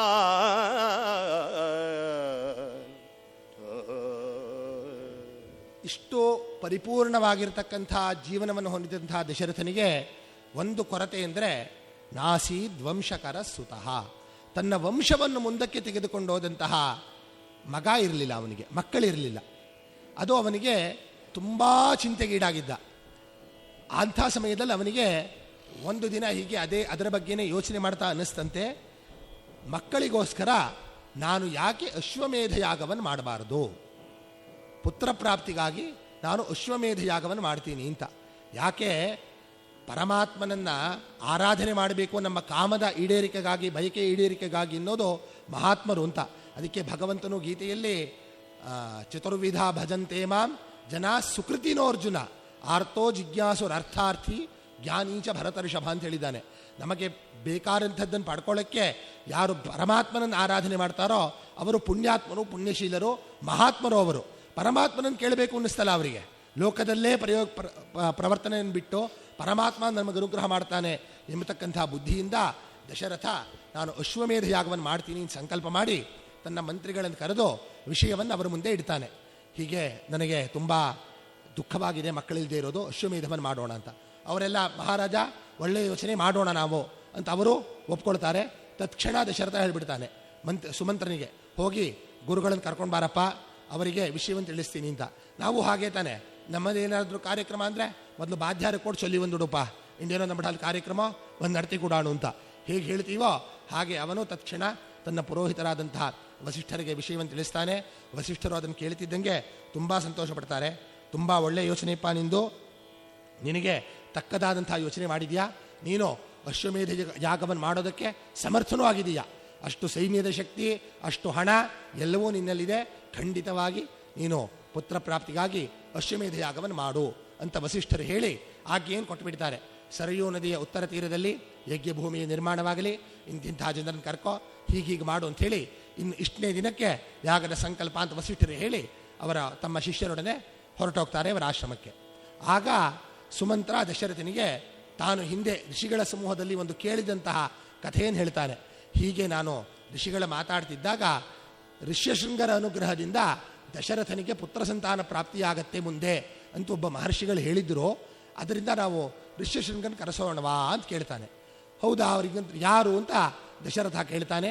ಆಗ ಹಿಂದೆ ರೋಮಪಾದ ಎಂಬತಕ್ಕಂಥ ರಾಜನ ರಾಜ್ಯದಲ್ಲಿ ಮಳೆಯೇ ಆಗಲಿಲ್ಲ 12 ವರ್ಷ. ಅವನು ತನ್ನ ಗುರುಗಳ ಬಳಿ ಕೇಳಿದಾಗ ಈ ವಿಭಾಂಡಕ ಋಷಿಗಳ ಮಗನಿದ್ದಾನೆ ಋಷ್ಯಶೃಂಗ ಅಂತ. ಅವನು ಈ ಅದೇನು ದೇಶ ಅದು, ಅಂಗದೇಶಕ್ಕೆ ಅವನನ್ನು ಕರ್ಕೊಂಡು ಬಂದರೆ ಒಳ್ಳೆಯ ಸೃಷ್ಟಿಯಾಗತ್ತೆ ಅಂತ ಅವನ ಗುರುಗಳೆಲ್ಲ ಹೇಳ್ತಾರೆ. ಆಗ ರಾಜ ಅನೇಕ ಉಪಾಯಗಳನ್ನು ಮಾಡಿ ಋಷ್ಯಶೃಂಗನನ್ನು ತನ್ನ ಅಂಗದೇಶಕ್ಕೆ ಕರೆಸ್ಕೊಂಡು ಅವನು ಪಾದಾರ್ಪಣೆ ಮಾಡ್ತಿದ್ದಂತೆ ಒಳ್ಳೆಯ ಸುವೃಷ್ಟಿಯಾಗತ್ತೆ ಅಂಗದೇಶದಲ್ಲಿ. ಆಗ ಅವನಿಗೆ ತನ್ನ ಮಗಳನ್ನು ರಾಜ ಶಾಂತಿಯನ್ನು ಧಾರೆ ಎರೆದು ಕೊಡ್ತಾನೆ ಋಷಿಗೆ. ಹೀಗೆ ಆ ಋಷ್ಯಶೃಂಗರ ಪ್ರಭಾವ, ಅವರು ಇದ್ದ ಕಡೆ ಸುವೃಷ್ಟಿ, ಜನರಿಗೆ ಏನು ಬೇಕೋ ಅಂಥದ್ದನ್ನು ಕೊಡತಕ್ಕಂಥ ಶಕ್ತಿ ಅವರದ್ದು. ಅಂಥ ಋಷ್ಯಶೃಂಗರನ್ನು ಕರೆಸಿ ನಾವು ಯಾಗವನ್ನು ಮಾಡೋಣ ಅಂತಂದಾಗ ದಶರಥನು ಅದಕ್ಕೆ ಸಂತೋಷದಿಂದ ಒಪ್ಕೊಂಡು ಆ ಅಂಗದೇಶಕ್ಕೆ ದಶರಥನು ರೋಮಪಾದನು ತುಂಬ ಮಿತ್ರರು. ಅವನಿಗೆ ಆಹ್ವಾನವನ್ನು ವಿಶೇಷವಾಗಿ ಕಳಿಸ್ತಾನೆ, ಋಷ್ಯಶೃಂಗರನ್ನು ಕರ್ಕೊಂಡು ಬರಬೇಕು ಅಂತ. ಋಷ್ಯಶೃಂಗರು ಯಾಗಕ್ಕೆ ಬರ್ತಾರೆ.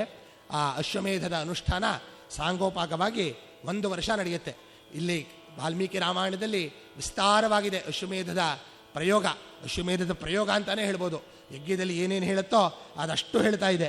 ಇಲ್ಲಿ ಪ್ಲಕ್ಷ ಶಾಖಾಯಾಮ್ ಅನ್ಯೇಷಾಂ ಪಶೂನಾಮ ವದ್ಯಂತಿ ವೇದಸ ಶಾಖಾಯಾಮ್ ಅಶ್ವಸ್ಯ ಅಂತಿರೋದನ್ನು ಋಷಿಗಳು ಪ್ಲಕ್ಷ ಶಾಖಾಸು ಯಜ್ಞಾನಾಂ ಅನ್ಯೇಷಾಂ ಕ್ರಿಯತೆ ಹವಿಃ ಅಶ್ವಮೇಧಸ್ಯ ಯಜ್ಞಸ್ಯ ವೈತಸೋ ಭಾಗ ಇಷ್ಯತೆ ಅಂತ ಹೀಗೆ ಯಜ್ಞದ ಪ್ರಕ್ರಿಯೆಗಳನ್ನು ವಿಸ್ತಾರವಾಗಿ ತಿಳಿಸ್ಕೊಟ್ಟಿದ್ದಾರೆ.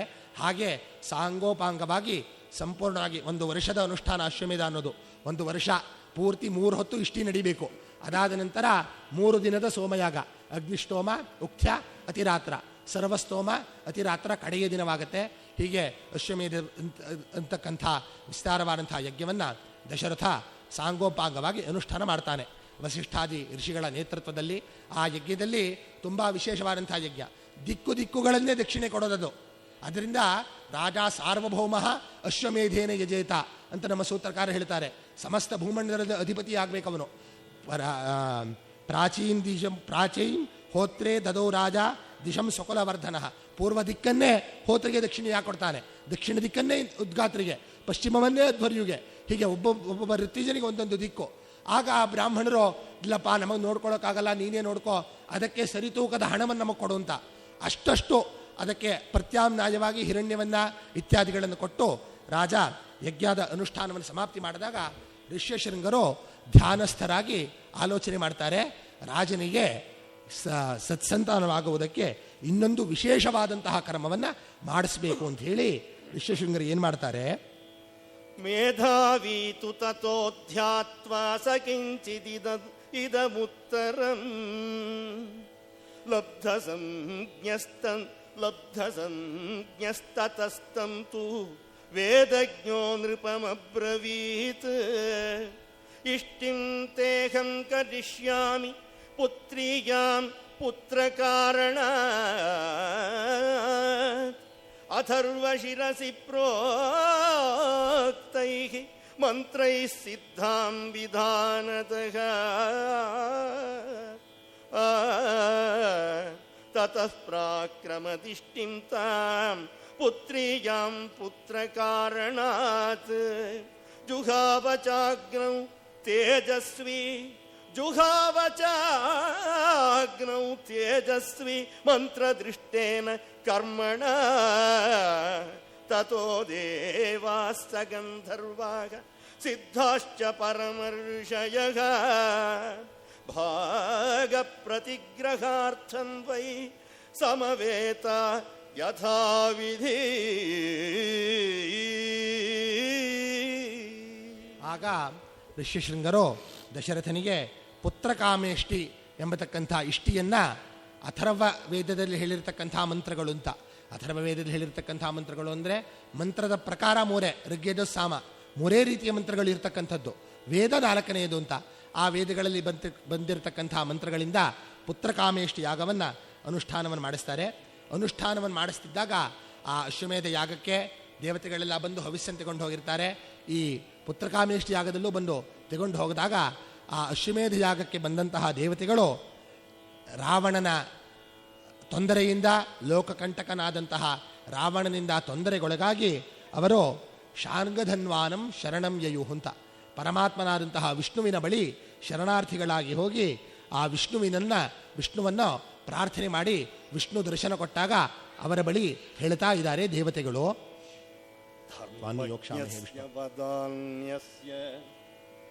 ಮಹರ್ಷಿ ಸಮತೇಜಸಃ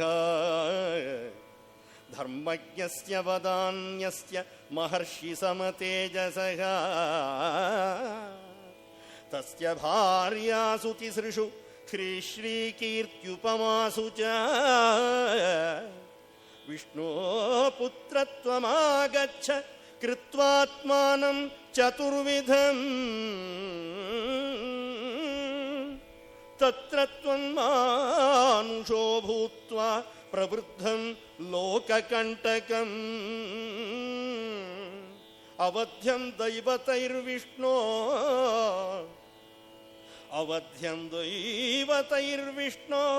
ಸಮರೇ ಜಹಿ ರಾವಣಂ ಅವಧ್ಯಂ ದೈವತೈರ್ವಿಷ್ಣೋ ಸಮರೇ ಜಹಿ ರಾವಣಂ ಸ ಹಿ ದೇವಾನ್ ಸ ಗಂಧರ್ವಾನ್ ಸಿದ್ಧಾಂಶ್ಚ ಮುನಿಸತ್ತಮಾನ್ ರಾಕ್ಷಸೋ ರಾವಣೋ ಮುಖ್ಯೋ ವೀರ್ಯೋತ್ಸೇಕೇನ ಬಾಧತೆ ಋಷಯಸ್ತು ತತಸ್ತೇನ ಗಂಧರ್ವಾಪ್ಸರಸಃ ತಥಾ.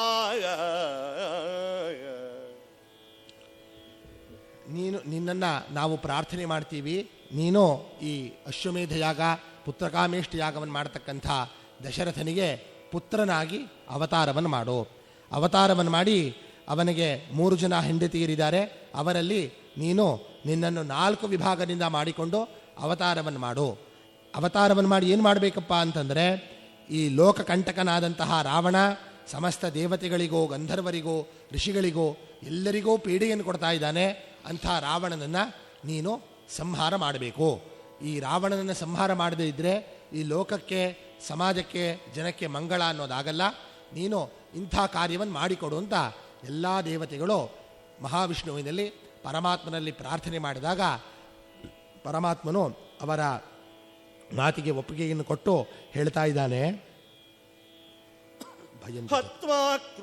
ಭಯಂತ್ಯಜತ ಭದ್ರಂಬು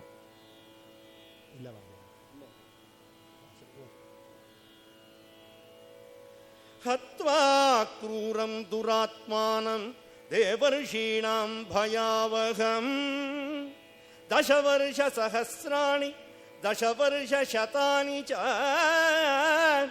ವತ್ಸ್ಯಾಮಿ ಮಾನುಷೇ ಲೋಕೆ ಪಾಲಯನ್ ಪೃಥಿವೀಮಿಮಾನ್ ಏವಂ ದತ್ವಾ ವರಂ ದೇವೋ ದೇವಾನಾಂ ವಿಷ್ಣುರಾತ್ಮವಾನ್ ಮಾನುಷ್ಯೇ ಚಿಂತಯಾಮಾಸ ಜನ್ಮಭೂಮಿಸ್ತಥಾತ್ಮನಃ ತತಃ ಪದ್ಮಪಲಾಶಾಕ್ಷಃ ಕೃತ್ವಾತ್ಮಾನಂ ಚತುರ್ವಿಧಂ ಪಿತರಂ ರೋಚಯಾಮಾಸ ತದಾ ದಶರಥಂ ನೃಪಂ ತತೋ ದೇವರ್ಷಿ ಗಂಧರ್ವಾಃ ಸರುದ್ರಾಃ ಸಾಪ್ಸರೋ ಗಣಾಃ ಸ್ತುತಿಭಿಃ ದಿವ್ಯರೂಪಾಭಿಃ ತುಷ್ಟುಮುಃ ಮಧುಸೂದನಂ ತಮುದ್ಧತಂ ರಾವಣಮುಗ್ರತೇಜಸಂ ಪ್ರವೃದ್ಧದರ್ಪಂ ತ್ರಿದಶೇಶ್ವರ ದ್ವಿಷಂ ವಿರಾವಣಂ ಸಾಧು ತಪಸ್ವಿ ಕಂಟಕಂ ತಪಸ್ವಿನಾಮುದ್ಧರ ತಂ ಭಯಾವಹಂ.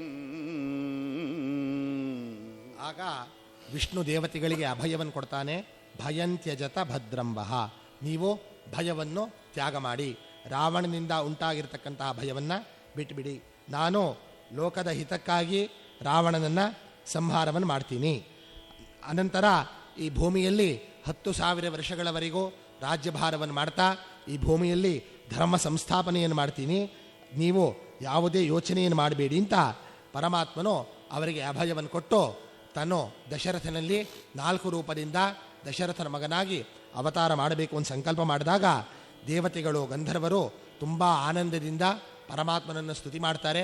ಅವನಿಗೆ ಹೂಮಳೆಗೈಯುವುದು ಪೂಜೆ ಮಾಡುವುದು ಎಲ್ಲವನ್ನೂ ಮಾಡ್ತಾರೆ. ಈ ರೀತಿಯಲ್ಲಿ ಇದಿಷ್ಟು ಅಶ್ವಮೇಧ ಯಾಗದ ನಂತರ ದೇವತೆಗಳು ಪ್ರಾರ್ಥನೆ ಮಾಡಿರೋದು. ಈಗ ಈ ಪುತ್ರಕಾಮೇಷ್ಟಿ ಯಾಗವನ್ನು ನಡೀತಿರಬೇಕಾದ್ರೆ ಆ ದೇವತೆಗಳ ಪ್ರಾರ್ಥನೆಯನ್ನು ಈಡೇರಿಸುವುದಕ್ಕಾಗಿ ಪರಮಾತ್ಮನು ಪ್ರಾದುರ್ಭೂತ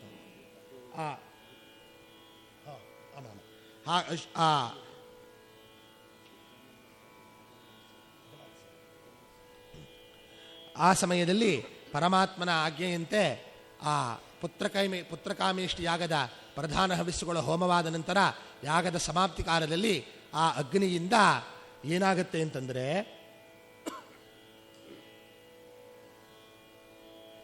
ತತೋ ವೈ ಯಜಮಾನಸ್ಯ ಪಾವಕಾದತುಲಪ್ರಭಂ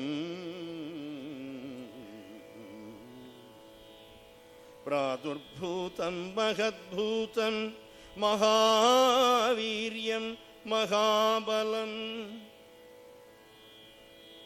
ಕೃಷ್ಣಂ ರಕ್ತಾಂಬರಧರಂ ರಕ್ತಾಸ್ಯಂ ದುಂದುಭಿಸ್ವನಂ ಸ್ನಿಗ್ಧಹರ್ಯಕ್ಷತನುಜ ಶ್ಮಶ್ರುಪ್ರವರಮೂರ್ಧಜಂ ಶುಭಲಕ್ಷಣ ಸಂಪನ್ನಂ ದಿವ್ಯಾಭರಣಭೂಷಿತಂ ಶೈಲಶೃಂಗಸಮುತ್ಸೇಧಂ ದೃಪ್ತಶಾರ್ದೂಲವಿಕ್ರಮಂ ದಿವಾಕರಸಮಾಕಾರಂ ದೀಪ್ತಾನಲಶಿಖೋಪಮಂ ತಪ್ತಜಾಂಬೂನದಮಯೀಂ ರಾಜತಾಂತಪರಿಚ್ಛದಾಂ ದಿವ್ಯಪಾಯಸ ಸಂಪೂರ್ಣಾಂ ಪಾತ್ರೀಂ ಪತ್ನೀಮಿವ ಪ್ರಿಯಾಂ ಪ್ರಗೃಹ್ಯ ವಿಪುಲಾಂ ದೋರ್ಭ್ಯಾಂ ಸ್ವಯಂ ಮಾಯಾಮಯೀಮಿವ ಸಮವೇಕ್ಷ್ಯ ಅಬ್ರವೀದ್ವಾಕ್ಯಂ ಇದಂ ದಶರಥಂ ನೃಪಂ ಪ್ರಾಜಾಪತ್ಯಂ ನರಂ ವಿದ್ಧಿ ಮಾಮಿಹಾಭ್ಯಾಗತಂ ನೃಪ ತತಃ ಪರಂ ತದಾ ರಾಜ ಪ್ರತ್ಯುವಾಚ ಕೃತಾಂಜಲಿಃ. ಆ ಸಮಯದಲ್ಲಿ ಆ ಅಗ್ನಿಯ ಆಹವನೀಯಾಗ್ನಿಯಿಂದ ಸಾಕ್ಷಾತ್ ಪ್ರಾಜಾಪತ್ಯ ಪುರುಷ ಹೊರಗೆ ಬರ್ತಾನೆ. ಒಳ್ಳೆಯ ಆಭರಣಗಳನ್ನು ಧರಿಸಿದ್ದಾನೆ, ಕೆಂಪು ಬಣ್ಣದ ಬಟ್ಟೆ, ದುಂದುಭಿಸ್ವನ, ಮಾತಾಡಿದರೆ ಮೇಘದ ಗರ್ಜನೆಯಂತಿದೆ, ಶುಭ ಲಕ್ಷಣದಿಂದ ಕೂಡಿದ್ದಾನೆ, ದಿವ್ಯವಾದಂತಹ ಆಭರಣಗಳನ್ನು ಧಾರಣೆ ಮಾಡಿದ್ದಾನೆ. ಜಾಂಬೂನದಮಯೀಂ ರಜತಾಂತ ಪರಿಚ್ಛದ, ಚಿನ್ನದ ಪಾತ್ರೆಯಲ್ಲಿ ಅದಕ್ಕೆ ಬೆಳ್ಳಿಯ ಕಟ್ಟನ್ನು ಹಾಕಿಸಿದ್ದಾರೆ. ಅಂಥ ಪಾತ್ರೆಯಲ್ಲಿ ದಿವ್ಯ ಪಾಯಸವನ್ನು ಇಟ್ಟುಕೊಂಡು ಇಷ್ಟಳಾದಂತಹ ಹೆಂಡತಿಯನ್ನು ಹೇಗೆ ಕೈಯಿಂದ ಬಳಸಿಟ್ಕೋತಾರೋ ಆ ರೀತಿಯಲ್ಲಂತಲೇ ಕಾವ್ಯದ ಪ್ರಯೋಗ. ಆ ಪಾಯಸದ ಪಾತ್ರೆಯನ್ನು ಇಟ್ಕೊಂಡು ಆ ಪ್ರಾಜಾಪತ್ಯ ಪುರುಷ ಯಜ್ಞದ ವೇದಿಯಿಂದ ಎದ್ದು ಹೊರಗೆ ಬರ್ತಾನೆ. ಹೊರಗೆ ಬರ್ತಿದ್ದಂತೆ ಅವನನ್ನು ನೋಡಿ ಅವನೇ ಮುಂಚೆ ಹೇಳ್ತಾನೆ, ಪ್ರಾಜಾಪತ್ಯಂ ನರಂ ವಿದ್ಧಿ ಮಾಮಿಹ ಅಭ್ಯಾಗತ ನೃಪ. ರಾಜ, ನನ್ನನ್ನು ನೀನು ಪ್ರಾಜಾಪತ್ಯ ಪುರುಷ ಅಂದರೆ ಪ್ರಜಾಪತಿಗೆ ಸಂಬಂಧಪಟ್ಟವನು, ಅವನಿಗೆ ಸೇರಿದ ಪುರುಷ, ಯಜ್ಞ ಪುರುಷ ಅಂದರೂ ಅವನೇ, ನನ್ನನ್ನು ಅವನು ಅಂತ ತಿಳಿ ಅಂತ ಹೇಳ್ತಿದ್ದಂಗೆ ದಶರಥ ಅವನಿಗೆ ನಮಸ್ಕಾರ ಮಾಡಿ ಭಗವನ್ ಸ್ವಾಗತಂತೆ ಎಸ್ತು. ಮಹಾತ್ಮರೇ, ಪೂಜಾವಂತರೇ, ನಿಮಗೆ ಸ್ವಾಗತ ಅಂತ ಹೇಳ್ತಾ, ನಿಮಗೆ ನಾನು ಏನನ್ನು ಮಾಡಬೇಕು, ಏನು ನನಗೆ ನಿಮ್ಮಿಂದ ಅಪ್ಪಣೆ ಇದೆ, ನೀವು ಹೇಳಿದ್ದನ್ನು ನಾನು ಕೇಳ್ತೀನಿ, ಏನು ಮಾಡಬೇಕು ಅಂತ ಕೇಳ್ತಾನೆ. ಹೇಳ್ತಿದ್ದಂಗೆ ಆ ಪ್ರಾಜಾಪತ್ಯ ಪುರುಷ ದಶರಥನಿಗೆ ಹೇಳ್ತಾನೆ, ರಾಜನ್ನರ್ಚಿ ಭಗವನ್ ಸ್ವಾಗತಂ ತೇಸ್ತು ಕಿಮಹಂ ಕರವಾಣಿತೆ ಅಥೋ ಪುನರಿದಂ ವಾಕ್ಯಂ ಪ್ರಾಜಾಪತ್ಯೋ ನರೋಬ್ರವೀತ್ ರಾಜನ್ ಅರ್ಚಯತಾ ದೇವಾನ್ ಅದ್ಯ ಪ್ರಾಪ್ತಮಿದಂ ತ್ವಯಾ ಇದಂ ತು ನೃಪಶಾರ್ದೂಲ ಪಾಯಸಂ ದೇವ ನಿರ್ಮಿತಂ ಪ್ರಜಾಕರಂ ಗೃಹಾಣತ್ವಂ ಧನ್ಯಮಾರೋಗ್ಯವರ್ಧನಂ. ಅವನು ದಶರಥನಿಗೆ ಹೇಳ್ತಾನೆ, ನೋಡು, ಇದು ನೀನು ಮಾಡಿರ್ತಕ್ಕಂತಹ ಕರ್ಮದಿಂದ ಸಂತುಷ್ಟರಾದಂತಹ ದೇವತೆಗಳು ಈ ಪಾಯಸವನ್ನು, ಪರಮಾನ್ನವನ್ನು ನಿನಗೆ ಕೊಟ್ಟುಕೊಳಿಸಿದ್ದಾರೆ. ಇದನ್ನು ನೀನು ನಿನ್ನ ಪತ್ನಿಯರಿಗೆ ಕೊಡು. ಇದು ಪ್ರಜಾಕರಂ, ನಿನಗೆ ವಂಶವೃದ್ಧಿಗೆ ಕಾರಣನಾದಂತಹ ಸಂತಾನವನ್ನು, ಪುತ್ರ ಸಂತಾನವನ್ನು ನಿನಗೆ ಉಂಟು ಮಾಡುತ್ತೆ. ಇದನ್ನು ನೀನು ನಿನ್ನ ಪತ್ನಿಯರಿಗೆ ಕೊಡು ಅಂತ ಹೇಳಿ ಆ ಪ್ರಾಜಾಪತ್ಯ ಪುರುಷ ಆ ಪಾಯಸವನ್ನು ದಶರಥನಿಗೆ ಕೊಟ್ಟು ಅದೇ ಅಗ್ನಿಯಲ್ಲಿ ಅಂತರ್ಧಾನನಾಗ್ತಾನೆ. ಅದಾದ ನಂತರ ಇಷ್ಟಿಯ ಉಳಿದಂತಹ ಕರ್ಮಗಳನ್ನೆಲ್ಲ ಸಮಾಪ್ತಿ ಮಾಡಿ ದಶರಥನು ತನ್ನ ಪತ್ನಿಯರಿಗೆ ಅಂತಃಪುರಕ್ಕೆ ಪ್ರವೇಶ ಮಾಡಿ ಪಾಯಸವನ್ನು ವಿಭಾಗ ಮಾಡ್ತಾನೆ. ಅಂತಃಪುರಂ ಪ್ರವಿಶೀರು ಕೌಸಲ್ಯಾಮಿದಮಬ್ರವೀತ್ ಪಾಯಸಂ ಪ್ರತಿಗೃಹೀತ.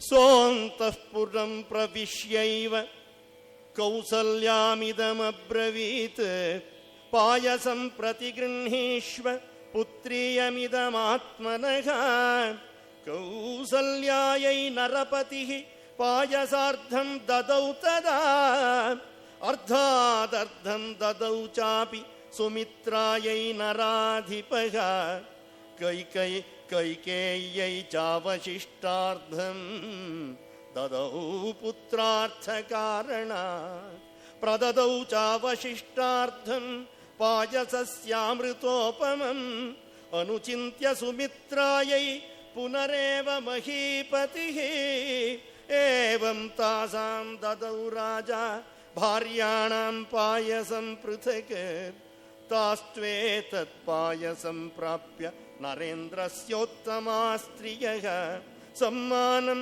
ಮೇನಿರೇ ಸರ್ವಾಃ ಪ್ರಹರ್ಷೋದಿತ ಚೇತಸಃ.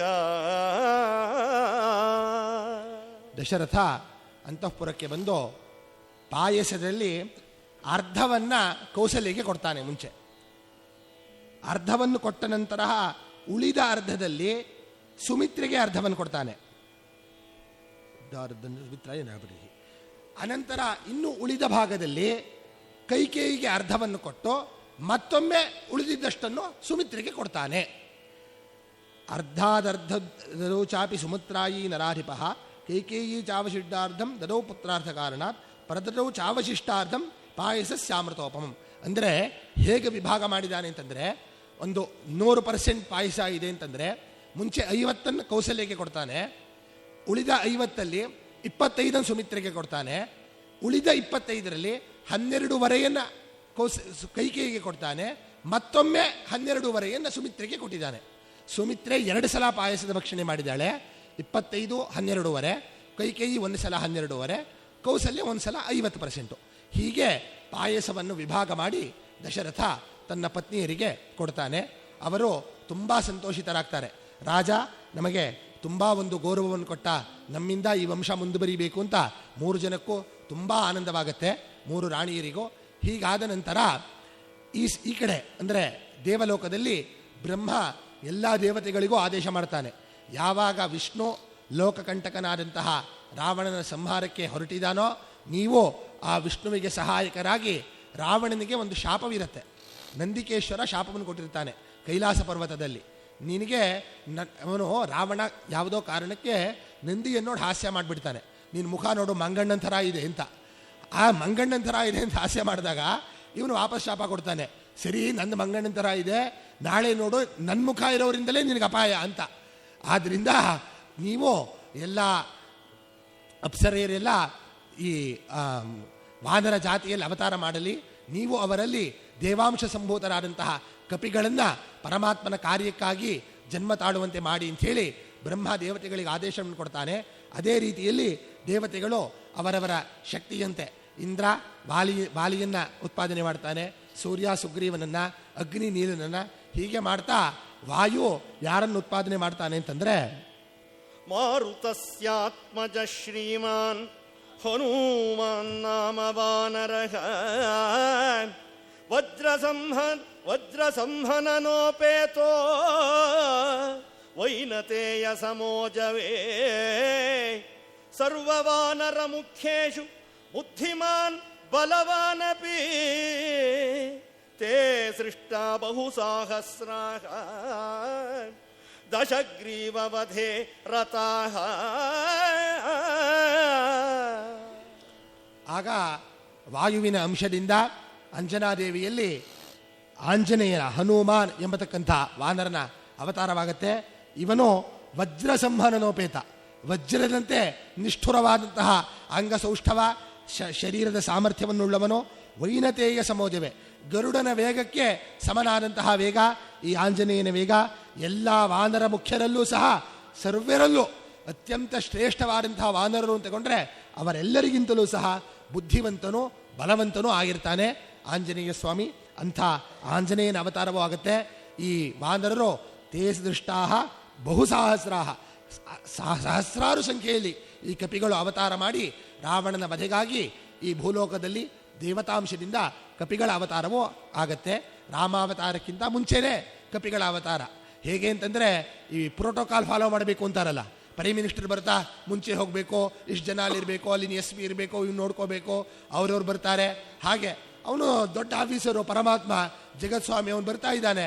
ಅವನು ಬರ್ತಿದ್ದಾನೆ ಅಂತಂದರೆ ದೇವತೆಗಳು ಅವನ ಮಂತ್ರಿಗಳ ಥರ, ಅಡ್ಮಿನಿಸ್ಟ್ರೇಟ್ರು, ಕೆಳಗಿನ ಕೆಲಸ ಮಾಡೋರು. ಆದ್ದರಿಂದ ಅವರೆಲ್ಲ ಅವ್ರನ್ನ ಸಚಿವರನ್ನು ಕಳಿಸ್ಬೇಕು, ಅಲ್ಲೋ ನೋಡ್ಕೊಂಡ್ಬಿಡಪ್ಪ, ಅಲ್ಲಿ ವ್ಯವಸ್ಥೆ ಎಲ್ಲ ಮಾಡಪ್ಪ ಸರಿಯಾಗಿ ಅಂತ ಅವನ ಕಾರ್ಯಕ್ಕಾಗಿ ಎಲ್ಲ ದೇವತೆಗಳು ಅಂಶದಿಂದ ಅವತಾರವನ್ನು ಮಾಡಿದ್ದಾರೆ, ವಾನರರ ರೂಪದಲ್ಲಿ ಅವತಾರವನ್ನು ಮಾಡಿದ್ದಾರೆ. ಹೀಗಾದಾಗ ಇಲ್ಲಿ ಕರೆಕ್ಟಾಗಿ ಯಜ್ಞ ಮುಗಿದು 12 ತಿಂಗಳು ಕಳೆಯುತ್ತೆ. ತತಶ್ಚ ದ್ವಾದಶೇ ತತೋ ಯಜ್ಞೆ ತತೋ ಯಜ್ಞೆ ಸಮಾಪ್ತೆ ತು ಋತೂನಾಂ ಷಟ್ ಸಮತ್ಯಯುಃ ತತಶ್ಚ ದ್ವಾದಶೇ ಮಾಸೆ ಚೈತ್ರೆ ನವಮಿಕೆ ತಿಥೌ ನಕ್ಷತ್ರೇದಿತಿ ದೈವತ್ಯೆ ಸ್ವಚ್ಛ ಸಂಸ್ಥೇಷು ಪಂಚಸು ಗ್ರಹೇಷು ಕರ್ಕಟೆ ಲಗ್ನೆ ವಾಕ್ಪತಾ ವಿಂದುನಾ ಸಹ ಪ್ರೋದ್ಯಮಾನೆ ಜಗನ್ನಾಥಂ ಸರ್ವಲೋಕ ನಮಸ್ಕೃತಂ ಕೌಸಲ್ಯಾ ಅಜನಯದ್ರಾಮಂ ಸರ್ವಲಕ್ಷಣ ಸಂಯುತಂ ಪ್ರೋದ್ಯಮಾನೆ ಜಗನ್ನಾಥಂ ಸರ್ವಲೋಕ ನಮಸ್ಕೃತಂ ಕೌಸಲ್ಯಾ ಜನಯದ್ರಾಮಂ ಸರ್ವಲಕ್ಷಣ ಸಂಯುತಂ ವಿಷ್ಣೋರರ್ಧಂ ಮಹಾಭಾಗಂ ಪುತ್ರಮೈಕ್ಷ್ವಾಕವರ್ಧನಂ ಕೌಸಲ್ಯಾ ಶುಶುಭೇ ತೇನ ಪುತ್ರೇಣ ಅಮಿತ ತೇಜಸಾ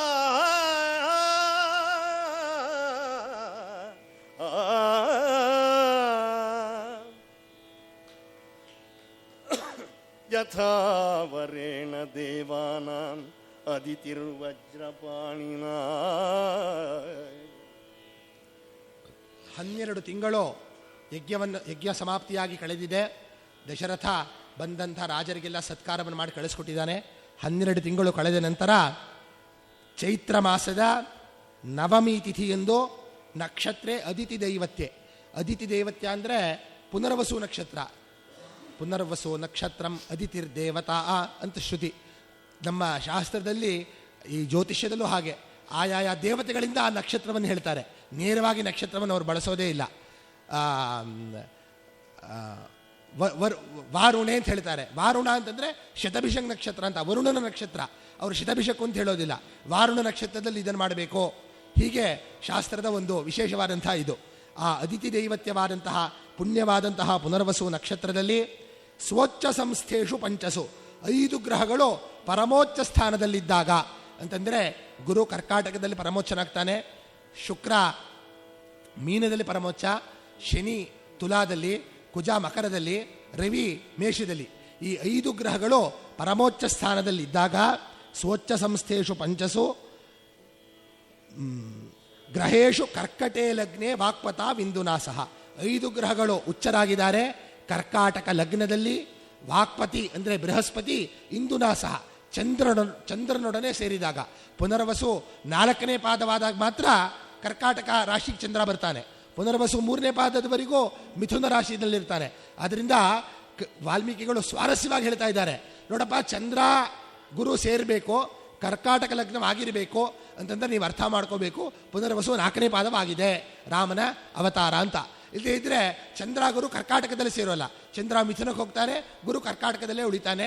ಹಾಗೆ ಪುನರ್ವಸು 4ನೇ ಪಾದದಲ್ಲಿ ಈ 5 ಗ್ರಹಗಳು ಉಚ್ಚರಾದಾಗ ಜಗನ್ನಾಥನಾದಂತಹ ಪರಮಾತ್ಮನಾದಂತಹ ಎಲ್ಲ ಲೋಕಗಳಿಂದಲೂ ನಮಸ್ಕೃತನಾದಂತಹ ರಾಮನಿಗೆ ಕೌಸಲ್ಯ ಅಜನಯದ್ ರಾಮಂ, ಕೌಸಲ್ಯೆ ಜನನವನ್ನು ಕೊಟ್ಟಳು ರಾಮನಿಗೆ. ದಿವ್ಯ ಲಕ್ಷಣ ಸಂಯುತಂ, ಸರ್ವ ಲಕ್ಷಣವೂ ಇದೆ. ಹೀಗೆ ಷಟ್ತ್ರಿಂಶ ಲಕ್ಷಣ ಅಂತ ಹೇಳ್ತಾರೆ. ಪೂರ್ಣ ಪ್ರಮಾಣಂತಹ ಪುರುಷ ಪರಮಾತ್ಮನೇ ಅವತಾರ ಮಾಡಿದಾಗ ಈ 36 ಲಕ್ಷಣಗಳು ಇರುತ್ತಂತೆ ಶರೀರದಲ್ಲಿ. ಕಾಲಿನಲ್ಲಿ ವಜ್ರಾಂಕುಶ ಧ್ವಜದ ರೇಖೆಗಳು, ಕೈ ಈ ರೀತಿಯಲ್ಲಿರಬೇಕು, ಎತ್ತರ ಇಷ್ಟಿರಬೇಕು, ಮುಖ ಅದಕ್ಕೆ ಇಷ್ಟಿರಬೇಕು, ಎದೆ ಇಷ್ಟಿರಬೇಕು, ಹೀಗೆ ಪ್ರತಿಯೊಂದು ಅಂಗವೂ ಅಂಗದ ಸಾಮುದ್ರಿಕ ಶಾಸ್ತ್ರದಲ್ಲಿ ವಿಸ್ತಾರವಾಗಿ ವರ್ಣನೆಯಾಗಿದೆ. ಹೀಗಿದ್ದರೇನೆ ಪೂರ್ಣವಾದಂತಹ ಸೌಂದರ್ಯ ಅನ್ನೋದು. ಆ ರೀತಿಯಲ್ಲಿ ಇರತಕ್ಕಂಥ ರಾಮ ಲೋಹಿತಾಕ್ಷ, ಕಡೆಗಣ್ಣು ಕೆಂಪಾಗಿದೆ, ಮಹಾಬಾಹು, ರಕ್ತೋಷ್ಠ, ತುಟಿ ಕೆಂಪಗಿದೆ, ಲಿಪ್ಸ್ಟಿಕ್ ಏನು ಹಾಕ್ಕೊಂಡಿಲ್ಲ, ಹಾಗೇ ಇದೆ ಕೆಂಪಿಗೆ. ದುಂದುಭಿಸ್ವನಂ, ಮಾತಾಡಿದರೆ ಹುಟ್ಟಿದ ಮಕ್ಕಳು ಹೇಳ್ತಾರಲ್ಲ, ಮೇಘದ ಗರ್ಜನೆ ಇಂತಿದೆ ಆ ಧ್ವನಿ. ಅಂಥ ರಾಮ ಅವತಾರ ಮಾಡಿದಾನೆ. ಪರಮಾತ್ಮ ಕೌಸಲ್ಯಿಂದ ಅವತಾರ ಮಾಡ್ದ. ವಿಷ್ಣೋರರ್ಧಂ, ವಿಷ್ಣುವಿನ ಅರ್ಧ ಭಾಗದಿಂದ ಪುತ್ರ ಮೈಕ್ಷ್ವಾಕುನಂದನಂ, ಆ ಮಗನ ಜನರದಿಂದ ಕೌಸಲ್ಯಗೆ ಕಾಂತಿ ಹೆಚ್ಚಾಗ್ಬಿಡ್ತಂತೆ. ಅಂತಃಪುರವೆಲ್ಲ ಕಾಂತಿಯಾಗಿದೆ, ಯಾವ ನೋವೂ ಇಲ್ಲ, ಏನೂ ಇಲ್ಲ ಕೌಸಲ್ಯಗೆ. ಅಂಥ ಪರಮಾತ್ಮನ ಅವತಾರ ಮಾಡಿದ್ದಾನೆ. ಹೇಗೆ ದೇವತೆಗಳ ರಾಜನಾದ ಇಂದ್ರನ ಜನನದಿಂದ ಅದಿತಿಗೆ ಸಮಸ್ತ ಮಂಗಳವೂ ಅಭ್ಯುದಯವೂ ಉಂಟಾಯಿತೋ, ಹಾಗೆ ಕೌಸಲ್ಯಲ್ಲಿ ಪರಮಾತ್ಮನು ಶ್ರೀರಾಮನಾಗಿ ಅವತಾರ ಮಾಡಿದ್ದಾನೆ. ಅನಂತರ ಏನಾಯಿತು? ಯಥಾವರೇಣ ದೇವಾನಾಂ ಅದಿತಿರ್ವಜ್ರಪಾಣಿನಾ ಭರತೋ ನಾಮ ಕೈಕೇಯ್ಯಾಂ ಜಜ್ಞೆ ಸತ್ಯಪರಾಕ್ರಮಃ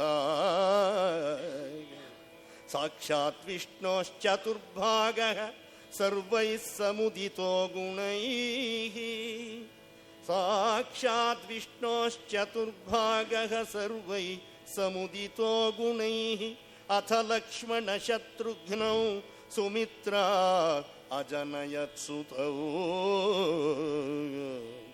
ಸರ್ವಾಸ್ತ್ರಕುಶಲೌ ವೀರೌ ವಿಷ್ಣೋಃ ಅರ್ಧಸಮನ್ವಿತೌ ಪುಷ್ಯೇ ಜಾತಸ್ತು ಭರತೋ ಮೀನಲಗ್ನೆ ಪ್ರಸನ್ನಧೀಃ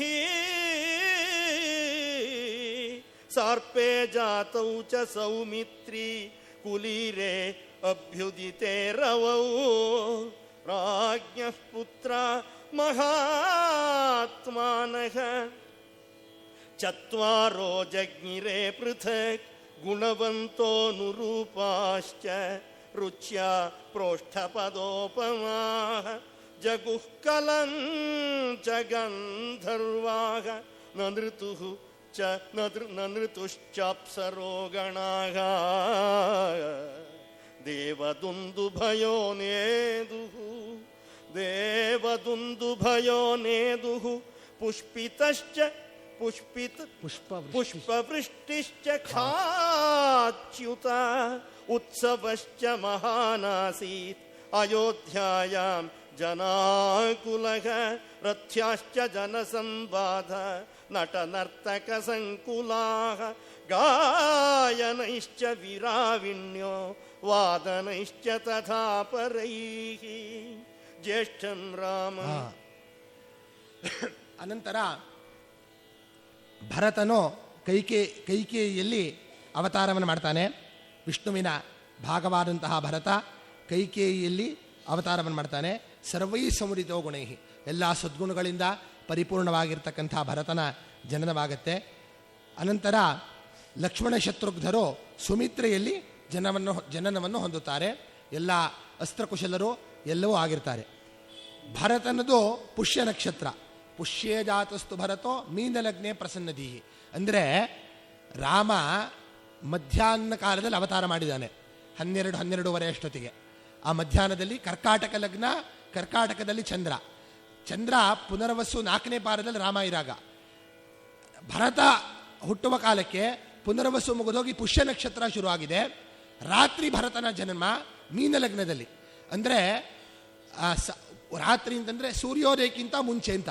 ಅಂದರೆ ರಾಮ ಹುಟ್ಟಿರೋದು ಮೇಷಮಾಸ, ಸೂರ್ಯೋದಯಕ್ಕಿಂತ ಹಿಂದೆ ಬರೋದು ಮೀನಲಗ್ನ, ಅಂದರೆ ಸಾಮಾನ್ಯವಾಗಿ 4-4:30 ಸಮಯ. ಆ ಸಮಯದಲ್ಲಿ ಭರತನ 4:30ಇಂದ 5 ಅಂತ ಇಟ್ಕೊಳ್ಳಿ. ಮೀನಲಗ್ನದಲ್ಲಿ ಪುಷ್ಯ ನಕ್ಷತ್ರದಲ್ಲಿ ಭರತನ ಜನ್ಮವಾಗಿದೆ. ಭರತನ ಜನ್ಮವಾದಾಗ ಅಲ್ಲಿಂದ ಸ್ವಲ್ಪ ಹೊತ್ತು ಪುಷ್ಯ ನಕ್ಷತ್ರವಿದ್ದು ಲಕ್ಷ್ಮಣ ಶತ್ರುಘ್ನರು ಮತ್ತೊಮ್ಮೆ ಕರ್ಕಾಟಕ ಲಗ್ನದಲ್ಲೇ ಆಶ್ಲೇಷ ನಕ್ಷತ್ರದಲ್ಲಿ ಜನನವಾಗುತ್ತೆ. ಅಂದರೆ ರಾಮನ ಅವತಾರಕ್ಕೆ ಪುನರ್ವಸು ನಕ್ಷತ್ರದ 4ನೇ ಭಾಗ, ಪುಷ್ಯ ನಕ್ಷತ್ರದಲ್ಲಿ ಭರತನ ಅವತಾರ.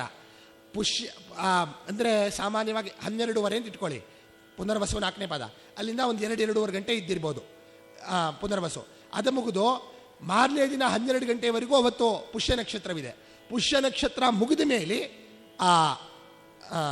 ಇದರಲ್ಲಿ ಆಶ್ಲೇಷ ನಕ್ಷತ್ರದಲ್ಲಿ ಇಲ್ಲೂ ನೋಡಿ ಸಾರ್ಪೇ ಜಾತೌತು ಸೌಮಿತ್ರಿ. ಸಾರ್ಪ ಅಂತಂದರೆ ಸರ್ಪ ಅಂತಲ್ಲ, ಆಶ್ಲೇಷ ನಕ್ಷತ್ರದ ದೇವತೆ ಸರ್ಪದೇವತೆ. ಆಶ್ಲೇಷ ನಕ್ಷತ್ರಗೂ ಸರ್ಪದೇವತಾ ಅಂತ ಶ್ರುತಿ ಇದೆ. ಆದ್ದರಿಂದ ಸರ್ಪದೇವತಾಕವಾದಂತಹ ಆಶ್ಲೇಷ ನಕ್ಷತ್ರದಲ್ಲಿ ಕರ್ಕಾಟಕ ಲಗ್ನದಲ್ಲೇ ಲಕ್ಷ್ಮಣ ಶತ್ರುಘ್ನರು ಜನ್ಮವಾಗಿದೆ. ಜನ್ಮವಾದೊಡನೆ ಏನಾಯಿತು? ದೇವದುಂದುಭಯೋ ನೇದುಹು, ದೇವತೆಗಳು ಸ್ವರ್ಗಲೋಕದಲ್ಲಿ ಪರಮಾತ್ಮನ ಅವತಾರವಾಯಿತು, ಇನ್ನು ಮುಂದೆ ಜಗತ್ ಕಲ್ಯಾಣವಾಗತ್ತೆ, ಲೋಕಕ್ಕೆಲ್ಲ ಮಂಗಳವಾಗತ್ತೆ ಅಂತ ದೇವದುಂದುಬಿಗಳನ್ನು ನುಡಿಸ್ತಾರೆ. ಅಪ್ಸರೆಯರು ದಿವ್ಯವಾದಂತಹ ನರ್ತನವನ್ನು ಮಾಡ್ತಾರೆ. ಈ 4 ಜನ ರಾಜನ ಮಕ್ಕಳು ಕಾಂತಿಯಿಂದ ಪ್ರೋಷ್ಠಪಾದ ನಕ್ಷತ್ರ ಅಂತ, ಪ್ರೋಷ್ಠಪಾದ ಅಂತ 4 ನಕ್ಷತ್ರದ ಗುಂಪು. ಇಲ್ಲಿ ಉಪಮಾನಗಳೆಲ್ಲ ಹಾಗೆ ಬರುತ್ತೆ. ಆ 4 ಜನನ ಕಾಲ ಅಲ್ವಾ, ಆದ್ದರಿಂದ ನಕ್ಷತ್ರದಂತೆ ಇವರು ರುಚ್ಯ ಪ್ರೋಷ್ಠಪದೋಪಮಾಹ. ಆ 4 ನಕ್ಷತ್ರಗಳು 4 ಗುಂಪಿನಲ್ಲಿದ್ದರೂ ತುಂಬ ಕಾಂತಿಯನ್ನುಳ್ಳದ್ದಾಗಿದೆ. ಆ ರೀತಿಯಲ್ಲಿ ಇರತಕ್ಕಂಥ ಈ 4 ಜನ ಮಕ್ಕಳು ರಾಜನಿಗಾಗಿದ್ದಾರೆ. ಅಯೋಧ್ಯೆಯಲ್ಲಂತೂ ಆನಂದ ಹೇಳೋಕ್ಕೆ ಆಗೋಲ್ಲ. ಇವಾಗ ನಮಗೆ ರಾಮಂದಿರ ನಿರ್ಮಾಣವಾಗಿ 500 ವರ್ಷಕ್ಕೆ ಇಷ್ಟು ಆನಂದವಾಗಿದೆ ಇಡೀ ದೇಶಕ್ಕೆ. ಇನ್ನು ಸಾಕ್ಷಾತ್ ರಾಮನೇಲಿ ಅವತಾರ ಮಾಡಿದಾಗ ಇನ್ನು ಅವರ ಆನಂದ ಹೇಳೋಕ್ಕಾಗತ್ತಾ, ವರ್ಣನೆ ಮಾಡೋಕ್ಕಾಗತ್ತಾ ಅವರ ಆನಂದವನ್ನು? ಅಷ್ಟು ಆನಂದದಿಂದ ಇಡೀ ಅಯೋಧ್ಯೆಯೆಲ್ಲ ಎಲ್ಲ ಚತ್ವರ ಅಂದರೆ ಸರ್ಕಲ್ಲು, ನಗರದ ಮುಖ್ಯ ಸ್ಥಳಗಳು, ದೇವಾಲಯಗಳು ಎಲ್ಲದರಲ್ಲೂ ಉತ್ಸವಗಳು ನಡೀತಿದೆ. ರಾಜನಿಗೆ ಮಗನಾದರೆ ತುಂಬ ಸಂತೋಷ, ಇಷ್ಟು ವರ್ಷ ಮಗನಿಲ್ಲದೆ. ಇಂಥ ಜಾತಕದಲ್ಲಿ ಸಾಕ್ಷಾತ್ ಪರಮಾತ್ಮ ಅವತಾರ ಮಾಡಿದಾಗ ಪರಮಾತ್ಮನ ಇದ್ದ ಜಾಗದಲ್ಲೇ ಆನಂದ ಅನ್ನೋದು ಸಹಜವಾಗಿ ಉತ್ಪತ್ತಿಯಾಗತ್ತೆ. ಅದಕ್ಕೆ ರಾಮ ಕಾಡಿಗೆ ಹೋದರೆ ಕಾಡೇ ಅಯೋಧ್ಯೆ, ಅಯೋಧ್ಯೆ ಕಾಡಾಯಿತು ಅಂತ. ರಾಮ ಎಲ್ಲಿರ್ತಾನೋ ಅದೇ ಅಯೋಧ್ಯೆ, ಇನ್ನು ಬೇರೆ ಅಯೋಧ್ಯೆ ಇಲ್ಲ ಅಂತ. ಹಾಗಿರಬೇಕಾದ್ರೆ ಅಂಥ ಪರಮಾತ್ಮನ ಅವತಾರ ಮಾಡಿದಾಗ ಎಲ್ಲರಿಗೂ ತುಂಬ ಆನಂದ. ಇನ್ನು ಜಾತದ ಹುಟ್ಟಿದ ನಂತರ 10 ದಿನದ ಆಶೌಚನ ಮುಗಿಸ್ಕೊಂಡು ಒಳಗೆ ಬರೋ ದಿನ ವಸಿಷ್ಠರು ಮಕ್ಕಳಿಗೆ ನಾಮಕರಣವನ್ನು ಮಾಡ್ತಾರೆ. ಏನು ಮಾಡಿದರು? ಜ್ಯೇಷ್ಠಂ ರಾಮಂ ಮಹಾತ್ಮಾನಂ ಭರತಂ ಕೈಕಯೀಸುತಂ ಸೌಮಿತ್ರೀ ಲಕ್ಷ್ಮಣಮಿತಿ ಶತ್ರುಘ್ನಮಪರಂ ತಥಾ ವಸಿಷ್ಠಃ ಪರಮ ಪ್ರೀತೋ ನಾಮಾನಿ ಕೃತವಾಂಸ್ತದಾ ಬ್ರಾಹ್ಮಣಾನ್ ಭೋಜಯಾಮಾಸ ಪೌರಾನ್ ಜಾನಪದಾನಪಿ.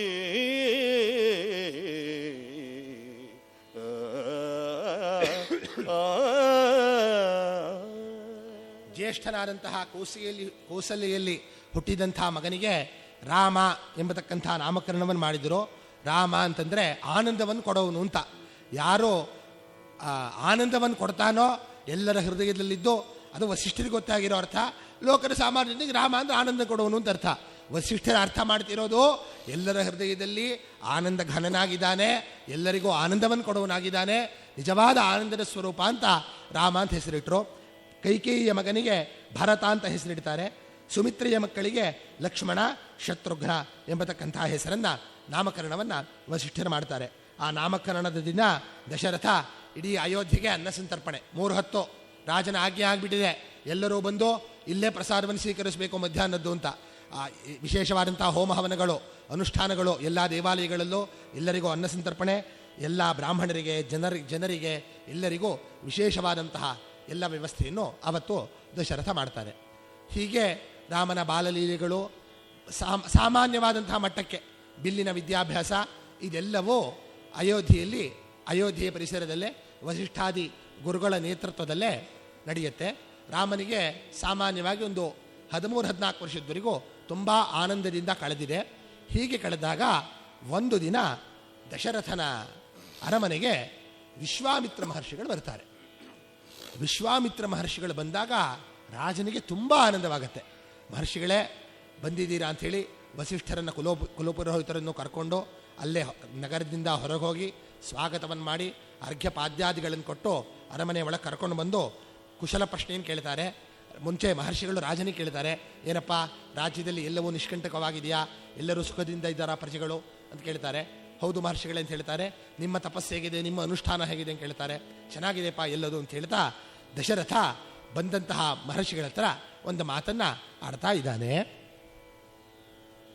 ಅದ್ಯ ಮೇ ಸಫಲಂ ಜನ್ಮ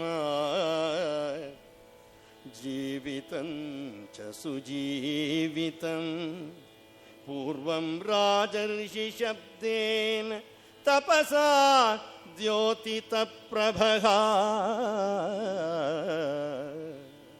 ಬ್ರಹ್ಮರ್ಷಿತ್ವಮನುಪ್ರಾಪ್ತಃ ಪೂಜ್ಯೋಸಿ ಬಹುಧಾ ಮಯಾ ತದದ್ಭುತಮಿದಂ ಬ್ರಹ್ಮಂ ಪವಿತ್ರಂ ಪರಮಂ ಮಮ ಶುಭಕ್ಷೇತ್ರಗತಶ್ಚಾಹಂ ತವ ಸಂದರ್ಶನಾತ್ ಪ್ರಭೋ ಬ್ರೂಹಿ ಯತ್ ಪ್ರಾರ್ಥಿತಂ ತುಭ್ಯಂ ಕಾರ್ಯಮಾಗಮನಂ ಪ್ರತಿ ಇಚ್ಛಾಮ್ಯನುಗೃಹೀತೋಹಂ ತ್ವದರ್ಥ ಪರಿವೃದ್ಧಯೇ ಕಾರ್ಯಸ್ಯ ನ ವಿಮರ್ಶಂ ಚ ಗಂತುಮರ್ಹಸಿ ಕೌಶಿಕ ಕರ್ತಾ ಚಾಹಮಶೇಷೇಣ ದೈವತಂ ಹಿ ಭವಾನ್ ಮಮ ಚಾಯಮನುಪ್ರಾಪ್ತೋ ಮಹಾನಭ್ಯುದಯೋ ದ್ವಿಜಾ ತವಾಗಮನಜಃ ಕೃತ್ಸ್ನೋ ಧರ್ಮಶ್ಚ ಅನುತ್ತಮೋ ಮಮ.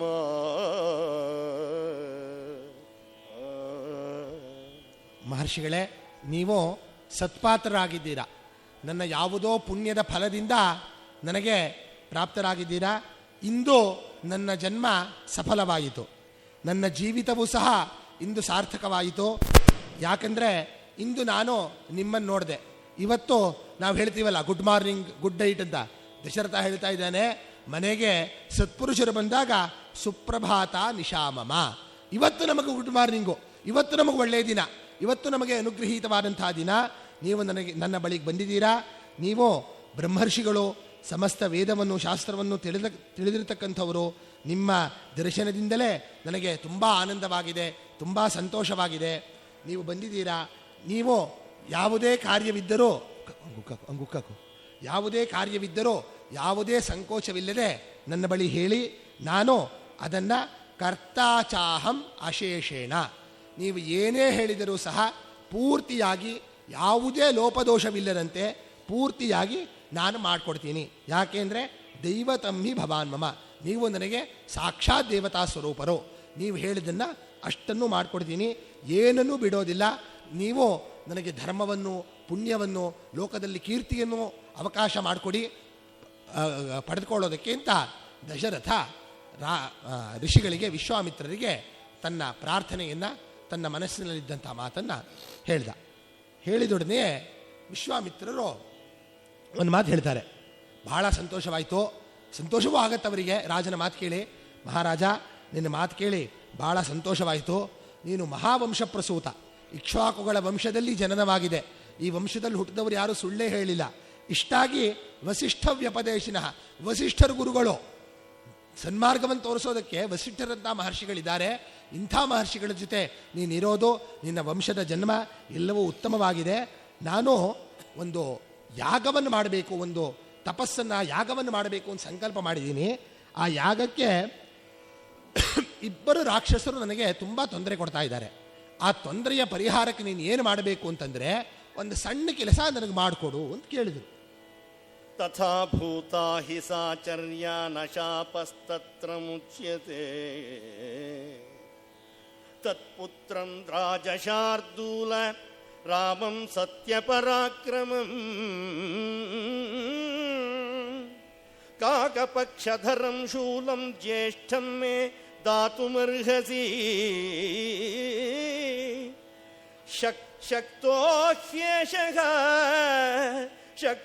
ಹ್ಯೇಷ ಮಯಾ ಗುಪ್ತೋ ದಿವ್ಯೇನ ಸ್ವೇನ ತೇಜಸಾ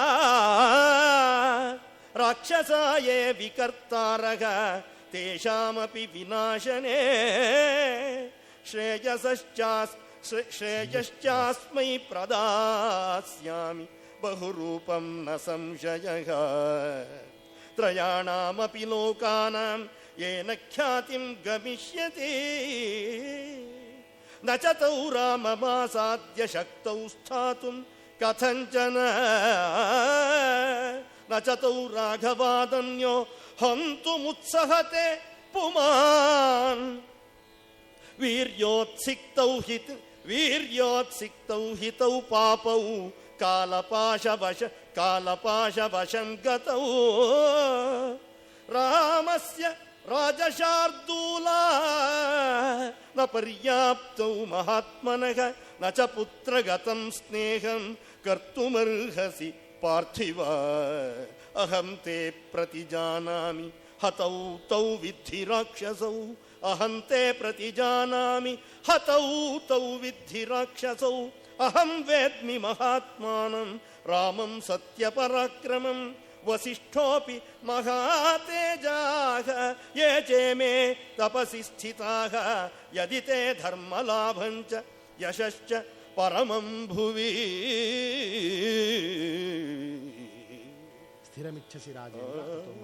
ಸ್ಥಿರಮಿಚ್ಛಸಿ ರಾಜೇಂದ್ರ ರಾಮಂ ಮೇ ದಾತುಮರ್ಹಸಿ.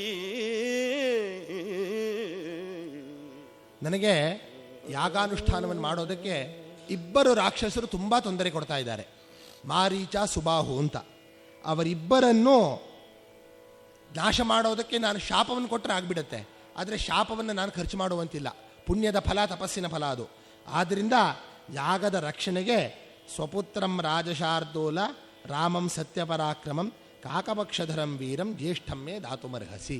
ನನ್ನ ಯಾಗದ ರಕ್ಷಣೆಗೆ ನಿನ್ನ ಹಿರಿಯ ಮಗನಾದಂತಹ ರಾಮನನ್ನು ನನಗೆ ಕೊಡು ಅಂತ ಕೇಳಿದರು.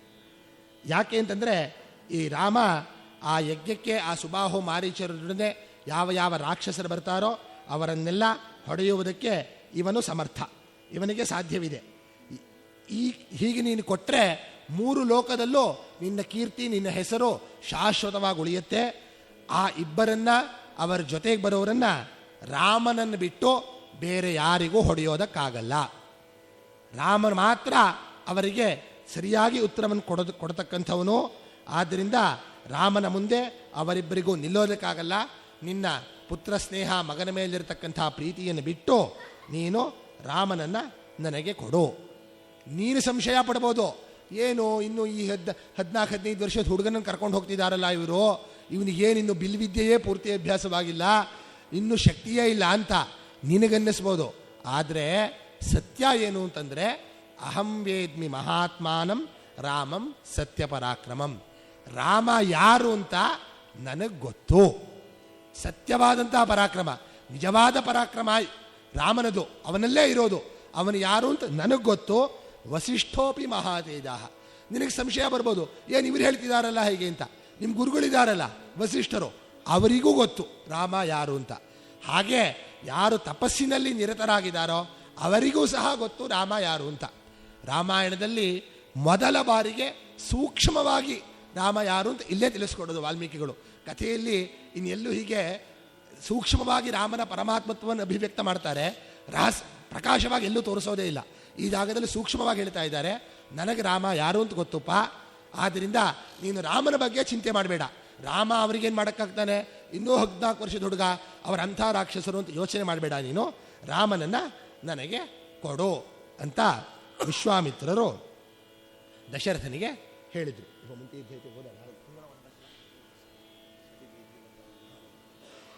ಅಂತ ಹೇಳಿದಾಗ ದಶರಥ ತತ್ಕ್ಷಣ ಆಗಲ್ಲ ಅಂದರು. ಇಲ್ಲ ಮಹರ್ಷಿಗಳೇ, ರಾಮನನ್ನು ಮಾತ್ರ ಕೊಡೋಕ್ಕಾಗಲ್ಲ. ಅಲ್ಲಪ್ಪ, ನಿನಗೆ ಒಳ್ಳೆ ಕೀರ್ತಿ ಬರುತ್ತೆ, ಇಷ್ಟೊತ್ತು ಕೊಡ್ತೀನಿ ಅಂತಂದಿದ್ದೆ ಅಂತಂದರು. ಓ ಆಗಲಿ ಸರಿ, ಏನಕ್ಕೋಸ್ಕರ ಕರ್ಕೊಂಡು ಹೋಗ್ತಿದ್ದೀರಾ? ಯಾರು ಅವರು? ಇಲ್ಲ ಮಾರೀಚ ಸುಬಾಹು ಅಂತ ತೊಂದರೆ ಕೊಡ್ತಿದ್ದಾರೆ. ಮಾರೀಚ ಸುಬಾಹುನ ಅವರನ್ನು ಹೊಡಿಬೋದಲ್ಲ ನಾನೇ ಅಂತಂದ. ಇಲ್ಲಪ್ಪ, ಅವನ ಹಿಂದೆ ರಾವಣ ಇದ್ದಾನೆ, ಸಾಕ್ಷಾತ್ ಕುಬೇರಾನುಜ. ಅವನ ರಕ್ಷಣೆಯಲ್ಲಿ, ಅವನ ಸಹಾಯದಿಂದ ಇವರೆಲ್ಲ ಬಂದು ಯಜ್ಞಕ್ಕೆ ತೊಂದರೆ ಕೊಡ್ತಾ ಇದ್ದಾರೆ ಅಂತ ಹೇಳಿದಾಗ ದಶರಥ ಹೇಳ್ತಾನೆ, ಸಹಿ ವೀರ್ಯವತಾಂ ವೀರ್ಯಂ ಆದತ್ತೆ ಯುಧಿ ರಾಕ್ಷಸಃ ತೇನ ಚಾಹಂ ನ ಶಕ್ನೋಮಿ ಸಂಯೋದ್ಧುಂ ತಸ್ಯ ವಾ ಬಲೈಃ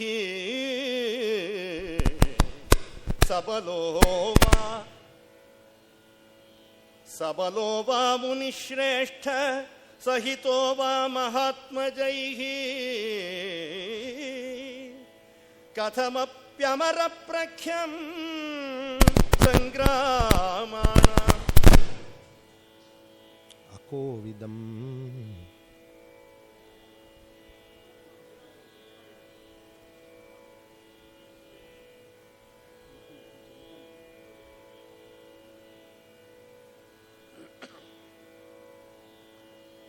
सबलो वा मुनिश्रेष्ठ सहितो वा ममात्मजैः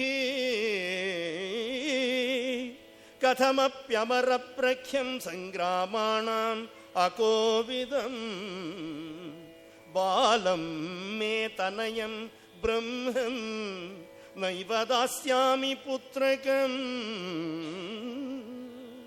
अथ कालोपमौ युद्धे सुतौ सुन्दोपसुन्दयोः यज्ञविघ्नकरौ तौ ते नैव दास्यामि पुत्रकम् तयोः अन्यतरेणाहं योद्धास्यां ससुहृद्गणः अन्यथात्मनुनेष्यामि भवन्तं सह बान्धवैः इति नरपति जल्पनाद्विजेन्द्रं कुशिकसुतं सुमहान् विवेश मन्युः सुहुत इव मुखे अग्निराज्यसिक्तः समभजज्ज्वलितो महर्षिवह्निः. ದಶರಥ ಹೇಳ್ತಾನೆ, ಈ ರಾವಣಗೆ ಹೇಳೋಕ್ಕಿಂತ ಮುಂಚೆ ನಾನೇ ಸೈನ್ಯ ಸಮೇತನಾಗಿ ಬರ್ತೀನಿ, ನನ್ನ ಹುಡುಗ ಇನ್ನೂ ಚಿಕ್ಕವನು, ಅವನಿಗೇನು ಯುದ್ಧ ಮಾಡೋಕ್ಕಾಗತ್ತೆ, ನಾನೇ ಸೈನ್ಯ ಸಮೇತನಾಗಿ ಬರ್ತೀನಿ, ನಾನು ಯಾರ ಹತ್ರ ಯುದ್ಧ ಮಾಡಬೇಕು ಅಂತ ಕೇಳಿದ. ಹೀಗೆ ರಾವಣ, ಅವನ ಪರಿಚಯ ಎಲ್ಲವನ್ನೂ ಮಹರ್ಷಿಗಳು ಹೇಳಿದಾಗ, ಮಹರ್ಷಿಗಳೇ ತಪ್ಪು ತಿಳ್ಕೋಬೇಡಿ, ನನ್ನ ಮಗ ಅಲ್ಲ, ಸೈನ್ಯ ಸಮೇತ ಚತುರಂಗ ಸಮೇತನಾಗಿ ನನ್ನ ಮಕ್ಕಳೊಡನೆ ನಾನು ಬಂದರೂ ಸಹ ಆ ರಾವಣನೊಡನೆ ಅವನ ಕಡೆಯ ಮಾರೀಚ ಸುಬಾಹುಗಳೊಡನೆ ನನಗೆ ಯುದ್ಧ ಮಾಡೋದಕ್ಕಾಗೋಲ್ಲ, ನನಗೆ ಅವರನ್ನು ಗೆಲ್ಲೋಕ್ಕಾಗಲ್ಲ. ನನಗೇ ಆಗಲ್ಲ ಅಂತಂದಮೇಲೆ ಇನ್ನೂ ನನ್ನ ಮಗ ಇನ್ನೂ ತುಂಬ ಹುಡುಗ, ಇನ್ನೂ 14-15 ವರ್ಷದ ಹುಡುಗ, ಸಂಗ್ರಾಮಾಣ ಮಕೋವಿದಂ, ಯಾವುದೇ ಯುದ್ಧದಲ್ಲಿ ಇನ್ನೂ ಭಾಗವಹಿಸೇ ಇಲ್ಲ. ನಾವೇನು ಸಾಮಾನ್ಯ ಜನರ ಮಕ್ಕಳೇ, ಅರಮನೆಯಲ್ಲಿ ಇರ್ತೀವಿ, ಎಲ್ಲ ಕಡೆಗೂ ವೆಲ್ವೆಟ್ ಹಾಕಿರ್ತೀವಿ, ಅವನು ಬಿದ್ದು ಬೆಟ್ ಮಾಡ್ಕೊಂಡಿಲ್ಲ ಸ್ವಾಮಿ, ಯುದ್ಧ ಕರ್ಕೊಂಡು ಹೋಗ್ಬಿಟ್ರಿ ನೀವು, ಏನು ಹೊಡ್ತಾ ಬಿದ್ದು ತಡ್ಕೊಳ್ತಾನೆ, ಅವನು ಬಿದ್ದೇ ಪೆಟ್ಟಾಗದೆ ಇರೋನು, ಒಂದು ಮಂಡಿ ಕೆತ್ಕೊಂಡಿಲ್ಲ, ಇನ್ನು ಆಟ ಆಡೋಕ್ಕೆ ಹೋಗಿ ಇದು ನಾವೆಲ್ಲ ಕಡೆಯಲ್ಲೂ ನನ್ನ ಮಗನಿಗೆ ಪೆಟ್ಟಾಗಬಾರ್ದು ಅಂತ ಫುಲ್ ಕಾರ್ಪೆಟ್ ಹಾಕಿಸ್ಬಿಟ್ಟಿದ್ದೀನಿ, ನನ್ನ ಮಗ ಎಲ್ಲಿ ಬಿದ್ದರೂ ಪೆಟ್ಟಾಗಲ್ಲ, ಅವನ್ನೆಲ್ಲಾದರೂ ಆಟ ಆಡೋಕ್ಕೆ ಹೋಗಲಿ ಅಂತ. ಅಂಥವನನ್ನು ಕರ್ಕೊಂಡು ಹೋಗಿ ಆ ಕಾಲಾಂತಕರಾದಂತಹ ಕಾಲೋಪಮರಾದಂತಹ ಮಾರೀಚ ಸುಬಾಹುಗಳೊಡನೆ ಬಿಡ್ತೀನಿ ಅಂತೀರಲ್ಲ, ಸಾಧ್ಯವಾ ಇದು ಕೆಲಸ? ನನ್ನ ಮಗನನ್ನು ನಾನು ಬಲಿ ಕೊಡೋಕ್ಕಾಗಲ್ಲ, ನಿಮ್ಮ ಹತ್ರ ಕಳಿಸಿ, ಆದ್ದರಿಂದ ನಾನು ನನ್ನ ಮಗನನ್ನು ಕೊಡೋದಿಲ್ಲ. ನೈವ ದಾಸ್ಯಾಮಿ ಪುತ್ರಕಂ. ರಾಜ ಮುಂಚೆ ಕೊಡ್ತೀನಿ ಇಂದ, ಮಹರ್ಷಿಗಳು ಅವನೇನೋ ಕೇಳಿದ್ದ, ಏನೋ ಭೂಮಿ ದಾನ ಕೇಳ್ತಾರೋ ಇನ್ನೇನೋ ಕೇಳ್ತಾರೆ, ಹೂಂದ್ರ ಆಯಿತು ಅಂತ. ಇವ್ರು ರಾಮನ್ ಕೇಳಿದ್ರು, ಕೊಡಲ್ಲ, ದಿಕ್ಷುದ್ಧವಾಗಿದ್ದ, ಕೊಡ್ತೀನಿ ಇಂದವನು.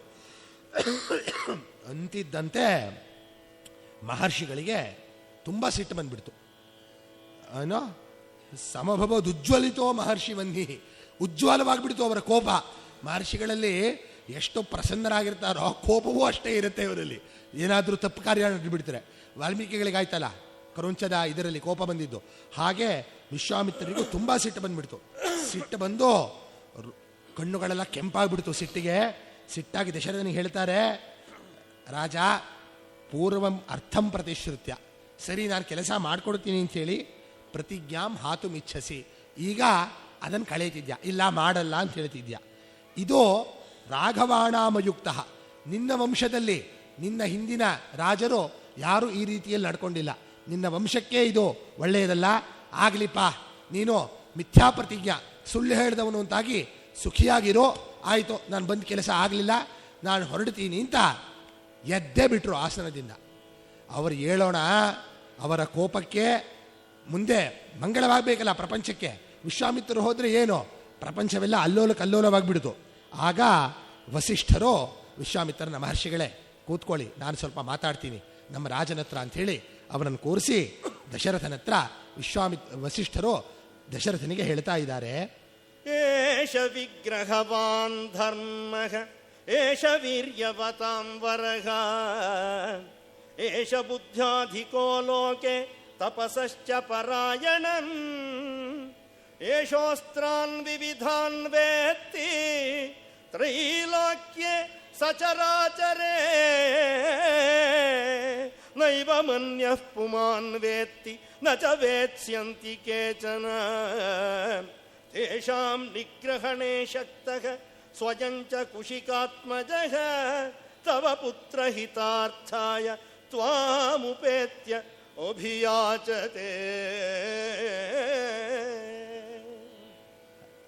ವಸಿಷ್ಠರು ವಿಶ್ವಾಮಿತ್ರನಿಗೆ ಹೇಳ್ತಾರೆ, ನೀನು ಕೆಲಸವನ್ನು ಪ್ರತಿಜ್ಞೆ ಮಾಡಿ ಇಂಥದ್ದು ಮಾಡಿಕೊಡ್ತೀನಿ ಅಂತ ಅದು ಮಾಡದೇ ಇದ್ದರೆ ಇಷ್ಟಾಪೂರ್ಥ ವಧೋ ಭೂಯಾತ್. ನೀನು ಮಾಡಿರ್ತಕ್ಕಂಥ ಪುಣ್ಯ ಕಾರ್ಯ ಅಂದರೆ ಇಷ್ಟ ಅಂತಂದರೆ ಶಾಸ್ತ್ರೀಯವಾದಂತಹ ಯಜ್ಞಯಾಗಗಳ ಅನುಷ್ಠಾನ, ಪೂರ್ತ ಅಂತಂದರೆ ಕೆರೆ ಕಟ್ಟಿಸೋದು, ಬಾವಿ ಕಟ್ಟಿಸೋದು, ಒಳ್ಳೆಯ ರಸ್ತೆ ಮಾಡಿಕೊಡೋದು, ಜನರಿಗೆ ಉಪಕಾರಕವಾದಂತಹ ಪುಣ್ಯಕಾರ್ಯಗಳಿಗೆ ಪೂರ್ತ ಅಂತ ಹೆಸರು. ಶಾಸ್ತ್ರೋಕ್ತವಾದಂತಹ ಕ್ರಮಕ್ಕೆ ಇಷ್ಟ ಅಂತ ಹೆಸರು. ಅದಷ್ಟು ಹಾಳಾಗ್ಬಿಡುತ್ತೆ. ಈ ರಾಮನು ವಿಶ್ವಾಮಿತ್ರ ರಕ್ಷಣೆಯಲ್ಲಿದ್ದರೆ ಕೃತಾಸ್ತ್ರಂ ಅಕೃತಾಸ್ತ್ರಂ ವಾ ನೀನಂ ಶಕ್ಷ್ಯಂತಿ ರಾಕ್ಷಸಾಹ. ಇವನು ಬಿಲ್ವಿದ್ಯೆ ಕಲೀದೇ ಇರಲಿ, ಏನೂ ಮಾಡದೇ ಇರಲಿ, ವಿಶ್ವಾಮಿತ್ರನ ರಕ್ಷಣೆಯಲ್ಲಿದ್ದರೆ ಇವನಿಗೆ ಏನೂ ತೊಂದರೆ ಬರಲ್ಲ. ಇವನು ಎಂಥವರು ಅಂತಂದರೆ ಏಷ ವಿಗ್ರಹವಾನ್ ಧರ್ಮ, ಧರ್ಮರ ಸಾಕ್ಷಾತ್ ಮೂರ್ತಿ ವಿಶ್ವಾಮಿತ್ರರು ಅಂದರೆ. ಏಷಃ ವೀರ್ಯವತಾಂಬರಃ, ಎಲ್ಲ ವೀರರಿಗಿಂತ ಮಹಾವೀರರಿವರು. ಇವರ ಪರಾಕ್ರಮದ ಪರಿಚಯ ವಸಿಷ್ಠರಿಗಿದೆಯಲ್ಲ, ವಿಶ್ವಾಮಿತ್ರರ ಶಕ್ತಿ ಏನು ಅನ್ನೋದು. ಅಂಥವರು ಇವರು. ಇವರಿಗೆ ಎಲ್ಲ ವಿದ್ಯೆಯಲ್ಲೂ ಇದೆ. ತಪಸ್ಸಶ್ಚ ಪರಾಯಣಂ, ಮಹಾ ತಪಸ್ವಿಗಳು, ತಪೋನಿಷ್ಠರು. ಇವರಿಗೆ ಎಲ್ಲ ಅಸ್ತ್ರವೂ ಗೊತ್ತು. ಯಾವ ಅಸ್ತ್ರವೂ ವಿಶ್ವಾಮಿತ್ರರಿಗೆ ಗೊತ್ತಿಲ್ಲ ಅನ್ನೋದಿಲ್ಲ. ಸಾಕ್ಷಾತ್ ಪರಮೇಶ್ವರನನ್ನು ತಪಸ್ಸು ಮಾಡಿ ನಮಗೋಸ್ಕರವೇ ಎಲ್ಲವೂ ತಗೊಂಡಿದ್ದೀವರು, ನಮ್ಮನ್ನು ಉದ್ದೇಶಿಸೇ ಎಲ್ಲ ಅಸ್ತ್ರಗಳನ್ನು ತಗೊಂಡ್ರು ಇವರು. ಇವರಿಗೆಲ್ಲವೂ ಜ್ಞಾನವಿದೆ. ಇವರು ಸ್ವಯಂ ಆ ರಾಕ್ಷಸರ ನಿಗ್ರಹಣಕ್ಕೆ ಸಮರ್ಥರು. ಇವರಿಗೆ ಯಾವುದೂ ಕಷ್ಟವಿಲ್ಲ. ಇವರೇ ಬಿಲ್ ಹಿಡಿದ್ರೆ ಅವರ 5 ನಿಮಿಷ ಇವರ ಶಕ್ತಿಗೆ. ಆದರೂ ಸಹ ತವ ಪುತ್ರ ಹಿತಾರ್ಥಾಯ ತ್ವಾಮುಪೇತ್ಯ ಅಭಿಯಾಚತೆ, ನಿನ್ನ ಮಗನಿಗೆ ಮಂಗಳವನ್ನು ಮಾಡಬೇಕು, ನಿನ್ನ ಮಗನಿಗೆ ಹಿತವನ್ನು ಮಾಡಬೇಕು ಅನ್ನತಕ್ಕಂಥ ಉದ್ದೇಶದಿಂದ ನಿನ್ನನ್ನೇ ಬಂದು ಕೇಳ್ಕೊಳ್ತಿದ್ದಾರೆ. ಆದ್ದರಿಂದ ನೀನು ನಿನ್ನ ಪುಣ್ಯದ ರಕ್ಷಣೆಗಾಗಿ, ಕೊಟ್ಟ ಮಾತು ಉಳಿಸ್ಕೊಳ್ಳೋಕ್ಕಾಗಿ, ಎಲ್ಲದಕ್ಕಿಂತ ಹೆಚ್ಚು ನಿನ್ನ ಮಗನ ಹಿತಕ್ಕಾಗಿ ನೀನು ರಾಮನನ್ನು ವಿಶ್ವಾಮಿತ್ರರೊಡನೆ ಕಳಿಸ್ಕೊಡು ಅಂತ ವಸಿಷ್ಠರು ದಶರಥನಿಗೆ ಹೇಳ್ತಾರೆ. ದಶರಥನು ಸರಿ ಅಂತ ಹೇಳಿ ಸಂತೋಷದಿಂದ ಒಪ್ಕೊಂಡು, ಮಹರ್ಷಿಗಳೇ ಕ್ಷಮಿಸಬೇಕು, ಪುತ್ರನ ಪ್ರೇಮದಿಂದ ಇಲ್ಲ ಅಂತಂದ್ಬಿಟ್ಟೆ, ಖಂಡಿತ ಕಳಿಸ್ಕೊಡ್ತೀನಿ ಅಂಥೇಳಿ ರಾಮ ಲಕ್ಷ್ಮಣರನ್ನು ಜೊತೆಯಲ್ಲಿ ವಿಶ್ವಾಮಿತ್ರರೊಡನೆ ಕಳಿಸ್ಕೊಡ್ತಾನೆ. ಮುಂದೆ ರಾಮನಿಗೆ ಕರ್ಕೊಂಡು ಹೋಗ್ತಾ ವಿಶ್ವಾಮಿತ್ರರು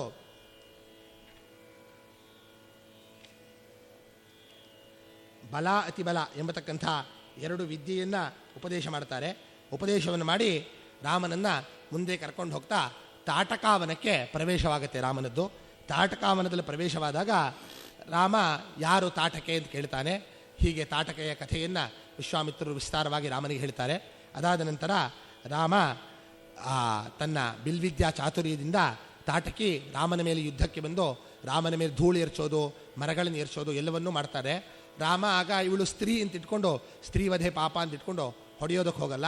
ಆಗ ವಿಶ್ವಾಮಿತ್ರರು, ಇಲ್ಲಪ್ಪ ಇವಳು ಸ್ತ್ರೀ ಆದರೂ ಸಹ ತುಂಬ ದುಷ್ಟಳು, ತುಂಬ ಜನ ತೊಂದರೆ ಕೊಟ್ಟಿದ್ದಾಳೆ, ಇವಳನ್ನು ಹೊಡಿ ಅಂತಂದಾಗ ರಾಮ ದರ್ಶಯನ್ ಶಬ್ದವೇಧಿತ್ವಂ ತಾಮ್ರುರೋಧ ಸಸಾಯಕೈಃ ಸಾರುದ್ಧ ಶರಜಾಲೇನ ಮಾಯಾಬಲ ಸಮನ್ವಿತ ಅಭಿದುದ್ರಾವಕಾಕುತ್ಸ್ಥಂ ಲಕ್ಷ್ಮಣಂ ಚ ವಿನೇದುಷೀ ತಾಮಾಪತಂತೀಂ ವೇಗೇನ ವಿಕ್ರಾಂತಾಮಶನೀಮಿವ ಶರೇಣೋರಸಿ ವಿವ್ಯಾಧ ಸಾ ಪಪಾತ ಮಮಾರ ಚ ತಾಂ ಹತಾಂ ಭೀಮಸಂಕಾಶಾಂ ದೃಷ್ಟ್ವಾ ಸುರಪತಿಸ್ತದಾ ಸಾಧು ಸಾಧ್ವಿತಿ ಕಾಕುತ್ಸ್ಥಂ ಸುರಾಶ್ಚ ಸಮಪೂಜಯನ್ ಉವಾಚ ಪರಮಪ್ರೀತಃ ಸಹಸ್ರಾಕ್ಷಃ ಪುರಂದರಃ. ಆಗ ತಾಟಕಿ ತನ್ನ ಮಾಯಾಯುದ್ಧದಿಂದ ರಾಮನಿಗೆ, ಲಕ್ಷ್ಮಣನಿಗೆ, ವಿಶ್ವಾಮಿತ್ರರಿಗೆ ತೊಂದರೆಯನ್ನು ಕೊಟ್ಟಾಗ ರಾಮ ಬಾಣ ಪ್ರಯೋಗವನ್ನು ಮಾಡಿ ಅವಳನ್ನು ತಡೆದು ಬಾಣದಿಂದ ಅವಳ ಎದೆಗೆ ಹೊಡಿತಾಳೆ. ಹೊಡೆಯುತ್ತಿದ್ದಂತೆ ತಾಟಕಿ ಭೂಮಿಯಲ್ಲಿ ಬಿದ್ದೋಗಿ ಸತ್ತು ಹೋಗ್ತಾಳೆ. ತಾಟಕಿಯ ಸಂಹಾರವಾಗುತ್ತೆ. ತಾಟಕಿಯ ಸಂಹಾರವಾಗ್ತಿದ್ದಂತೆ ದೇವತೆಗಳು, ಇಂದ್ರ ಎಲ್ಲರೂ ಸಹ ಸಾಧು ಸಾಧು, ರಾಮನ ಪರಾಕ್ರಮ, ರಾಮನ ಶಕ್ತಿಯನ್ನು ನೋಡಿ ಸಾಧು ಸಾಧು, ಓ ಒಳ್ಳೆಯ ಕೆಲಸವಾಯಿತು ಅಂತ ಅವರು ತುಂಬ ಸಂತೋಷದಿಂದ ಹೇಳ್ತಾರೆ. ಸಂತೋಷದಿಂದ ಹೇಳಿ ಸಾಕ್ಷಾತ್ ಇಂದ್ರ ವಿಶ್ವಾಮಿತ್ರರ ಬಳಿಗೆ ಬಂದು, ಮಹರ್ಷಿಗಳೇ, ಯಾವ ಕೃಷಾಶ್ವ ಪ್ರಜಾಪತಿಯ ಅಸ್ತ್ರರೂಪರಾದಂತಹ ಮಕ್ಕಳಿದ್ದಾರೋ ಅದಷ್ಟ ಅಸ್ತ್ರಗಳನ್ನು ರಾಮನಿಗೆ ಕೊಡಿ. ಇವನಿಂದ ತುಂಬ ದೊಡ್ಡ ಕೆಲಸ ಆಗಬೇಕಾಗಿದೆ ಮುಂದೆ. ಈ ಅಸ್ತ್ರಗಳು, ಇವಾಗಿರೋ ಬಿಲ್ವಿದ್ಯೆ ಇವನಿಗೆ ಸಾಕಾಗೋದಿಲ್ಲ. ನಿಮ್ಮ ಬಳಿ ಅಷ್ಟೂ ಇದೆ, ಅದಷ್ಟನ್ನು ರಾಮನಿಗೆ ಅನುಗ್ರಹ ಮಾಡಬೇಕು ಅಂತ ದೇವತೆಗಳು ಇಂದ್ರ ಬಂದು ಪ್ರಾರ್ಥನೆ ಮಾಡಿದಾಗ ವಿಶ್ವಾಮಿತ್ರರು, ಹೌದಪ್ಪ, ಅದಕ್ಕೋಸ್ಕರನೇ ಕರ್ಕೊಂಡು ಬಂದಿರೋದು, ಇನ್ನೇನಕ್ಕೂ ಅಲ್ಲ ಅಂಥೇಳಿ ರಾಮನನ್ನು ಕರ್ಕೊಂಡು ಹೋಗಿ ನದಿಯಲ್ಲಿ ಸ್ನಾನವನ್ನು ಮಾಡಿಸಿ ಅವನಿಗೆ ಸಮಸ್ತ ಅಸ್ತ್ರಗಳನ್ನು, ವಿಷ್ಣು ಚಕ್ರ, ಐಂದ್ರ ಮತ್ತು ವಜ್ರಾಸ್ತ್ರ, ಹೀಗೆ ಬ್ರಹ್ಮಾಸ್ತ್ರ, ಬ್ರಹ್ಮದಂಡಾಸ್ತ್ರ, ಹೀಗೆ ಅನೇಕ ಅಸ್ತ್ರಗಳನ್ನು ಸಹ, ಅಷ್ಟು ಅಸ್ತ್ರಗಳನ್ನು ಪ್ರಸ್ವಾಪನ, ಈ ಅಸ್ತ್ರಗಳ ಪಟ್ಟಿಯೇ ಇದೆ ಇಲ್ಲಿ, ವಾಯವ್ಯಾಸ್ತ್ರ, ಆಗ್ನೇಯಾಸ್ತ್ರ ಅಂತ ಹೀಗೆ ಅಷ್ಟು ಅಸ್ತ್ರಗಳನ್ನು ಸಹ ವಿಶ್ವಾಮಿತ್ರರು ರಾಮನಿಗೆ ಉಪದೇಶವನ್ನು ಮಾಡ್ತಾರೆ. ಅದಷ್ಟು ಉಪದೇಶವಾಗ್ತಿದ್ದಂಗೆ ಆ ಅಸ್ತ್ರಗಳ ಅಧಿದೇವತೆಗಳು ತಾನ್ಯಸ್ತ್ರಾಣಿ ತದಾ ವಿಪ್ರೋ ರಾಘವಾಯನ್ಯವೇದಯತ್ ಜಪತಸ್ತು ಮುನೇಸ್ತಸ್ಯ ವಿಶ್ವಾಮಿತ್ರಸ್ಯ ಧೀಮತಃ ಉಪತಸ್ಥುರ್ಮಹಾರ್ಹಾಣಿ ಸರ್ವಾಣ್ಯಸ್ತ್ರಾಣಿ ರಾಘವಂ ಊಚುಶ್ಚ ಮುದಿತಾಃ ಸರ್ವೇ ರಾಮಂ ಪ್ರಾಂಜಲಯಸ್ತದಾ ಇಮೇ ಸ್ಮ ಪರಮೋದಾರಾಃ ಇಮೇ ಸ್ಮ ಪರಮೋದಾರಾಃ ಕಿಂಕರಾಸ್ತವ ರಾಘವ ಯದ್ಯದಿಚ್ಛಸಿ ಭದ್ರಂ ತೇ ತತ್ಸರ್ವಂ ಕರವಾಮವೈ. ತತೋ ರಾಮಃ ಪ್ರಸನ್ನಾತ್ಮ ತೈರಿತ್ಯುಕ್ತೋ ಮಹಾಬಲೈಃ ಪ್ರತಿಗೃಹ್ಯ ಚ ಕಾಕುತ್ಸ್ಥಃ ಸಮಾಲಭ್ಯ ಚ ಪಾಣಿನಾ ಮನಸಾ ಮೇ ಭವಿಷ್ಯಧ್ವಂ ಇತಿ ತಾನಭ್ಯಚೋದಯತ್. ತತಃ ಪ್ರೀತಮನಾ ರಾಮೋ ವಿಶ್ವಾಮಿತ್ರಂ ಮಹಾಮುನಿಂ ಅಭಿವಾದ್ಯ ಮಹಾತೇಜಃ ಗಮನಾಯ ಉಪಚಕ್ರಮೇ. ವಿಶ್ವಾಮಿತ್ರಂ ಮಹಾಮುನಿಂ ಅಭಿವಾದ್ಯ ಮಹಾತೇಜಃ ಗಮನಾಯೋಪಚಕ್ರಮೇ.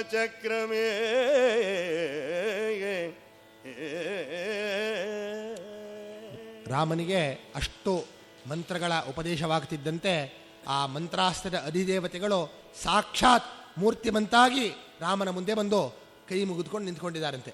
ಒಬ್ಬೊಬ್ಬರು ಬಂದು ನಿಂತ್ಕೊಂಡು ರಾಮನಿಗೆ ಹೇಳ್ತಾ ಇದ್ದಾರೆ, ಇಮೇಚ ಪರಮೋದಾರ ಕಿಂಕರಾಸ್ತವ ರಾಘವ. ರಾಮ, ನಿನಗೆ ನಿನ್ನ ಗುರುಗಳಿಂದ ಎಷ್ಟು ಮಂತ್ರಗಳು ಉಪದೇಶವಾಗಿದೆ, ನಾವು ನಿನ್ನ ಕಿಂಕರರು, ಅಂದರೆ ನೀನು ಏನು ಹೇಳ್ತೀಯೋ ಆ ಕೆಲಸವನ್ನು ಮಾಡೋರು. ಹಾಗಿದ್ದೀವಿ, ನಿನಗೆ ಏನು ಅಪ್ಪಣೆ, ನಮಗೆ ಏನು ಹೇಳ್ತೀಯೋ ಅದನ್ನು ಮಾಡಿಕೊಡ್ತೀವಿ ನಿಮಗೆ ಅಂತ ಅವರು ಬಂದು ನಮಸ್ಕಾರ ಮಾಡಿ ಹೇಳಿದಾಗ ರಾಮ ತುಂಬ ಸಂತುಷ್ಟನಾಗಿ ಆ ಅಸ್ತ್ರದ ಅಧಿದೇವತೆಗಳ ಹತ್ರ ಹೇಳ್ತಾರೆ, ಮಾನಸಾಮೇ ಭವಿಷ್ಯಧ್ವಂ ಇತಿ ಚಾನ್ಯಭ್ಯಚೋದಯತೆ. ನೀವು ನನ್ನ ಮನಸ್ಸಿನಲ್ಲಿರಿ, ನನ್ನ ಮನಸ್ಸಿನಲ್ಲಿ ಯಾವಾಗಲೂ ನೀವು ನೆಲೆ ನಿಲ್ಲಬೇಕು. ನಾನು ಯಾವಾಗ ಯಾವ ಅಸ್ತ್ರ ಬೇಕು ಅಂತ ಜ್ಞಾಪಕ ಮಾಡ್ಕೋತೀನೋ ತತ್ಕ್ಷಣ ಅಸ್ತ್ರ ನನ್ನ ಮುಂದೆ ಬರಬೇಕು. ಇನ್ನೊಂದ್ಸಲ ಹೊಚ್ಚೊತ್ತಿಲ್ಲ, ಇವಾಗ ಆಗ್ನೇಯಾಸ್ತ್ರ ಬೇಕು, ಆಗ್ನೇಯಾಸ್ತ್ರ ಬಂತು ನನ್ನ ಕೈಗೆ, ಆ ರೀತಿಯಲ್ಲಿ ಇರಬೇಕು ಅಂತ ರಾಮ ಆ ಅಸ್ತ್ರಗಳ ಹತ್ರ ಪ್ರಾರ್ಥನೆ ಮಾಡಿದಾಗ ಅವರು ಸಹ ಅಷ್ಟೂ ಅಸ್ತ್ರಾದಿ ದೇವತೆಗಳು ರಾಮನ ಶರೀರದಲ್ಲಿ ಪ್ರವೇಶ ಮಾಡ್ತಾರೆ. ಇದಾದ ನಂತರ ರಾಮ ಮಹರ್ಷಿಗಳ ಹತ್ರ ಕೇಳ್ತಾನೆ, ಮಹರ್ಷಿಗಳೇ, ಅಸ್ತ್ರಗಳನ್ನೇನೋ ತಿಳಿಸ್ಕೊಟ್ರಿ, ಉಪಸಂಹಾರವೂ ಬೇಕಲ್ಲ. ಎಲ್ಲ ಯಾವುದೋ ಸಮಯದಲ್ಲಿ ಇಂಥ ಅಸ್ತ್ರ ಹೊಡೆದಿರ್ತೀವಿ, ಅದರ ಕೆಲಸ ಮುಗಿಯಿತು, ಪ್ರಪಂಚವನ್ನೇ ನಾಶ ಮಾಡತಕ್ಕಂಥ ಅಸ್ತ್ರಗಳಿದೆ, ವಾಪಸ್ ತಗೊಳ್ಳೋದು ಬೇಕಲ್ಲ ಅಂತ ಹೇಳಿದಾಗ ಸರಿ ಅಂಥೇಳಿ ಅಷ್ಟು ಅಸ್ತ್ರದ ಉಪಸಂಹಾರ ವಿದ್ಯೆಯನ್ನು ಮಹರ್ಷಿಗಳು ರಾಮನಿಗೆ ಕಳಿಸ್ಕೊಡ್ತಾರೆ. ಅದಾದ ನಂತರ ರಾಮ ಗಮನಾಯೋಪಚಕ್ರಮೆ, ಸರಿ ಮುಂದೆ ಹೋಗೋಣ ಅಂಥೇಳಿ ಎಲ್ಲರೂ ಸಿದ್ಧಾಶ್ರಮದ ಕಡೆಗೆ ಬರ್ತಾರೆ. ಇಲ್ಲಿ ತುಂಬ ವಿಶೇಷ ಏನು ಅಂದರೆ ರಾಮಾಯಣದಲ್ಲಿ ನಾವು ಗುರುಗಳನ್ನು ಹುಡ್ಕೊಂಡು ಹೋಗಬೇಕು. ಲೋಕದಲ್ಲಿ ನಾವು ಸ್ಕೂಲಿಗೆ ಹೋಗಬೇಕು, ನಾವು ವೇದ ಪಾಠಶಾಲೆಗೆ ಹೋಗಬೇಕು, ನಾವು ಮತ್ತೊಂದು ಕಡೆಗೆ ಹೋಗಬೇಕು ನಮಗೆ ಬೇಕಾದರೆ. ಆದರೆ ರಾಮಾಯಣದಲ್ಲಿ ಗುರುಗಳು ಶಿಷ್ಯನ ಹುಡ್ಕೊಂಡು ಬಂದಿದ್ದಾರೆ. ಇಂಥವ್ನು ನನಗೆ ಬೇಕು, ಇಂಥವನಿಂದ ಕೆಲಸ ಆಗಬೇಕು ಅನ್ನೋದು. ಇದು ತುಂಬ ಸ್ವಾರಸ್ಯ. ಲೋಕದಲ್ಲಿ ಅಂಥ ಯೋಗ್ಯತೆ ಇದ್ದರೆ ಆ ರೀತಿಯಲ್ಲಿ ಆಗುತ್ತೆ. ಗುರುಗಳೇ ಶಿಷ್ಯನ ಹುಡ್ಕೊಂಡು ಬಂದಿರತಕ್ಕಂಥ ಕಥೆ ಇದು. ಹೀಗೆ ವಿಶ್ವಾಮಿತ್ರರು ರಾಮನಿಗೆ ಅಷ್ಟು ಮಂತ್ರಗಳನ್ನು ಉಪದೇಶ ಮಾಡಿ ಸಿದ್ಧಾಶ್ರಮ ಅಂತ ವಿಶ್ವಾಮಿತ್ರರ ಆಶ್ರಮ, ಅಲ್ಲಿಗೆ ಕರ್ಕೊಂಡು ಹೋಗಿ ಯಜ್ಞ ದೀಕ್ಷಿತರಾಗಿ ಕುಳಿದುಕೊಳ್ತಾರೆ. ಯಜ್ಞದ 5ನೆಯ ದಿನ ಸುತ್ಯಾಹಸ್ಸು ಅಂತ ಕರೀತಾರೆ. ಅಂದರೆ ಸೋಮಲತೆಯನ್ನು ಯಜ್ಞದಲ್ಲಿ ಜಜ್ಜತಕ್ಕಂಥ ದಿನ. ಅದು ಯಜ್ಞದ ಪ್ರಧಾನವಾದಂಥ ದಿನ. ಆ ದಿನ ನಡೀತಿದ್ದಾಗ ಈ ಮಾರೀಚ, ಸುಬಾಹು, ಅವನ ಅನುಚರರಾದಂತಹ ರಾಕ್ಷಸರು ಯಜ್ಞ ವಿಘ್ನವನ್ನು ಮಾಡೋದಕ್ಕೆ ಯಜ್ಞ ನಡೆತಿರ್ತಕ್ಕಂಥ ಜಾಗಕ್ಕೆ ಬರ್ತಾರೆ. ಯಜ್ಞದ ದ್ವಾರ ಮಂಟಪದಲ್ಲಿ ಮುಂದಿನ ಪೂರ್ವ ಭಾಗದಲ್ಲಿ ಒಂದು ಕಡೆ ರಾಮ, ಒಂದು ಕಡೆ ಲಕ್ಷ್ಮಣ ಧನುಷ್ಪಾಣಿಗಳಾಗಿ ಕವಚವನ್ನು ಬತ್ತಳಿಕೆಯನ್ನು ಧಾರಣೆ ಮಾಡ್ಕೊಂಡು ನಿಂತಿದ್ದಾರೆ. ಹಾಗಿದ್ದಾಗ ಅವರ ಬಂದು ಯಜ್ಞಕ್ಕೆ ತೊಂದರೆಯನ್ನು ಕೊಡೋಕೆ ಶುರು ಮಾಡ್ತಾರೆ. ಅವರ ಬಂದಿರತಕ್ಕಂಥವರನ್ನು ರಾಮ ಬಾಣ ಪ್ರಯೋಗಗಳಿಂದ ನಿವಾರ ಮಾಡಿ ಏನು ಮಾಡ್ತಾನೆ ಅಂತಂದರೆ, ಮಾರೀಚನಿಗೆ ಮಾನವಂ ಪರಮೋದಾರಂ ಅಸ್ತ್ರಂ ಪರಮಭಾಸ್ವರಂ ಚಿಕ್ಷೇಪ ಪರಮ ಕ್ರುದ್ಧೋ ಮಾರೀಚೋರಸಿ ರಾಘವಃ ಸತೇನ ಪರಮಾಸ್ತ್ರೇಣ ಮಾನವೇನ ಸಮಾಹಿತಃ ಸಂಪೂರ್ಣಂ ಯೋಜನಶತಂ ಕ್ಷಿಪ್ತಂ ಸಾಗರ ಸಂಪ್ಲವೇ ವಿಚೇತನಂ ವಿಘೂರ್ಣಂತಂ ಶೀತೇಷು ಬಲಪೀಡಿತಂ ನಿರಸ್ತಂ ದೃಶ್ಯ ಮಾರೀಚಂ ರಾಮೋ ಲಕ್ಷ್ಮಣಮಬ್ರವೀತ್. ಆಗ ರಾಮ ಲಕ್ಷ್ಮಣಿಗೆ ಹೇಳ್ತಾನೆ, ಅದನ್ನು ಓದಿಸಿಲ್ಲ ನಾನು, ಈ ರಾಕ್ಷಸರನ್ನು ನಾನು ಹೊಡಿತೀನಿ ಅಂಥೇಳಿ ಮಾನವಾಸ್ತ್ರ ಎಂಬತಕ್ಕಂಥ ಅಸ್ತ್ರವನ್ನು ತೆಗೆದುಕೊಂಡು ಮಾರೀಚನ ಎದೆಗೆ ಹೊಡೆಯುತ್ತಾನೆ. ಆ ಹೊಡೆಯೋದ್ರಿಂದ ಏನಾಗುತ್ತೆ ಅಂದರೆ, ಆ ಮಾನವಾಸ್ತ್ರದ ಪ್ರಭಾವದಿಂದ 100 ಯೋಜನ ಹೋಗಿ ಮಾರೀಚ ಆ ಕಡೆ ದಪ್ಪನ್ನು ಬಿದ್ದುಬಿಡ್ತಾನೆ. ಅವನಿಗೆ ವಿಚೇತನ, ಮೂರ್ಛೆ ಹೋಗ್ಬಿಡ್ತಾನೆ. ಯಾವುದೇ ಪ್ರಜ್ಞೆ ಇರೋದಿಲ್ಲ, ಯಾವುದೇ ಪ್ರಾಣದಿಂದ ಅದು ವಿಯೋಗ ಮಾಡೋದಿಲ್ಲ, ಪ್ರಾಣವನ್ನು ತೆಗೆಯೋದಿಲ್ಲ. ಅದನ್ನು ನೋಡಿ ರಾಮ ಲಕ್ಷ್ಮಣನಿಗೆ ಹೇಳ್ತಾ ಇದ್ದಾನೆ, ನಿರಸ್ತನ್ ದೃಶ್ಯ ಮಾರೀಚಂ ರಾಮೋ ಲಕ್ಷ್ಮಣಮ ಬ್ರವೀತ್. ಓದ್ರಿ. ಪಶ್ಯ ಲಕ್ಷ್ಮಣ ಶೀತೇಷು ಮಾನವಂ ಧರ್ಮ ಸಂಹಿತಂ ಮೋಹಯಿತ್ವಾ ನ ಯತ್ಯೇನಂ ನ ಚ ಪ್ರಾಣೈರ್ವ್ಯಯುಜ್ಯತ ಇಮಾನಪಿ ವಧಿಷ್ಯಾಮಿ ನಿರ್ಘೃಣಾನ್ ದುಷ್ಟಚಾರಿಣಃ ರಾಕ್ಷಸಾನ್ ಪಾಪಕರ್ಮಸ್ಥಾನ್ ಯಜ್ಞಘ್ನಾನ್ ಪಿಶಿತಾಶನಾನ್ ಇತ್ಯುಕ್ತ್ವಾ ಲಕ್ಷ್ಮಣಂ ಚಾಶು ಲಾಘವಂ ದರ್ಶಯನ್ನಿವ ಸಂಗೃಹ್ಯ ಸುಮಹಚ್ಚಾಪಂ ಆಗ್ನೇಯಂ ರಘುನಂದನಃ ಸುಬಾಹುರಸಿ ಚಿಕ್ಷೇಪ ಸವಿದ್ಧಃ ಪ್ರಾಪ ತದ್ಭುವಿ ಶೇಷಾನ್ ವಾಯವ್ಯಮಾದಾಯ ನಿಜಘಾನ ಮಘಾಯಶಃ ರಾಘವಃ ಪರಮೋದಾರೋ ಮುನೀನಾಂ ಮುದಮಾವಹನ್ ಸಹತ್ವ ರಾಕ್ಷಸಗಣಾನ್ ಸರ್ವಾನ್ ಯಜ್ಞಘ್ನಾನ್ ರಘುನಂದನಃ.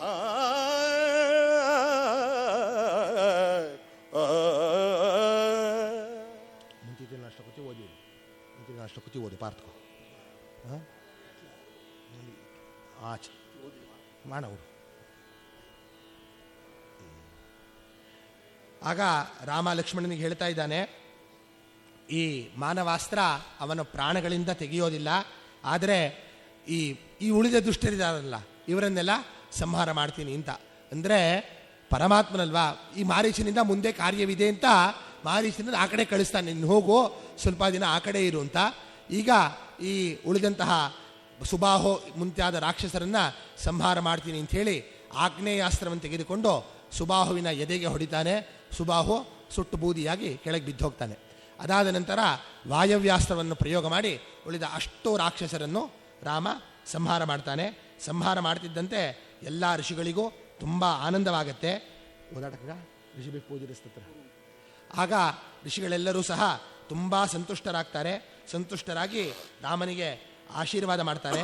ವಿಶ್ವಾಮಿತ್ರರು ರಾಮನಿಗೆ ಹೇಳ್ತಾರೆ, ರಾಮ, ನಿನ್ನಿಂದ ಈ ಸಿದ್ಧಾಶ್ರಮವಾಯಿತು. ನಿಜವಾಗಿಯೂ ಇಲ್ಲಿರ್ತಕ್ಕಂಥ ಎಲ್ಲ ಈತಿಬಾಧೆ ಎಲ್ಲವೂ ಪರಿಹಾರವಾಯಿತು.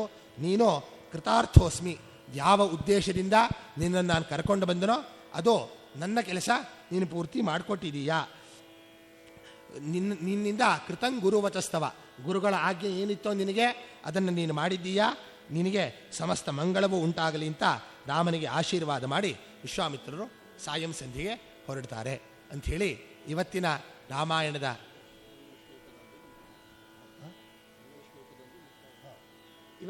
ರಾಮಾಯಣದ ಕಥೆ ಮಂಗಳ ಶ್ಲೋಕವನ್ನು ಓದುವುದರ ಮುಖಾಂತರ ಮುಕ್ತಾಯವನ್ನು ನಾಳೆ ಇಲ್ಲಿಂದ ಮುಂದಕ್ಕೆ ಮುಂದಿನ ವಿದ್ವಾಂಸರು ಕಥೆಯನ್ನು ಮುಂದುವರಿಸ್ತಾರೆ. ನಮೋಸ್ತು ರಾಮಾಯ ಸಲಕ್ಷ್ಮಣಾಯ ದೇವ್ಯೈ ಚ ತಸ್ಯೈ ಜನಕಾತ್ಮಜಾಯೈ ನಮೋಸ್ತು ರುದ್ರೇಂದ್ರ ಯಮಾನಿಲೇಭ್ಯೋ ನಮೋಸ್ತು ಚಂದ್ರಾರ್ಕ ಮರುದ್ಗಣೇಭ್ಯಃ ಮಂಗಲಂ ಕೋಸಲೇಂದ್ರಾಯ ಮಹನೀಯ ಗುಣಾಬ್ಧಯೇ ಚಕ್ರವರ್ತಿ ತನೂಜಾಯ ಸಾರ್ವಭೌಮಾಯ ಮಂಗಲಂ ಚಕ್ರವರ್ತಿ ತನೂಜಾಯ ಸಾರ್ವಭೌಮಾಯ ಮಂಗಲಂ.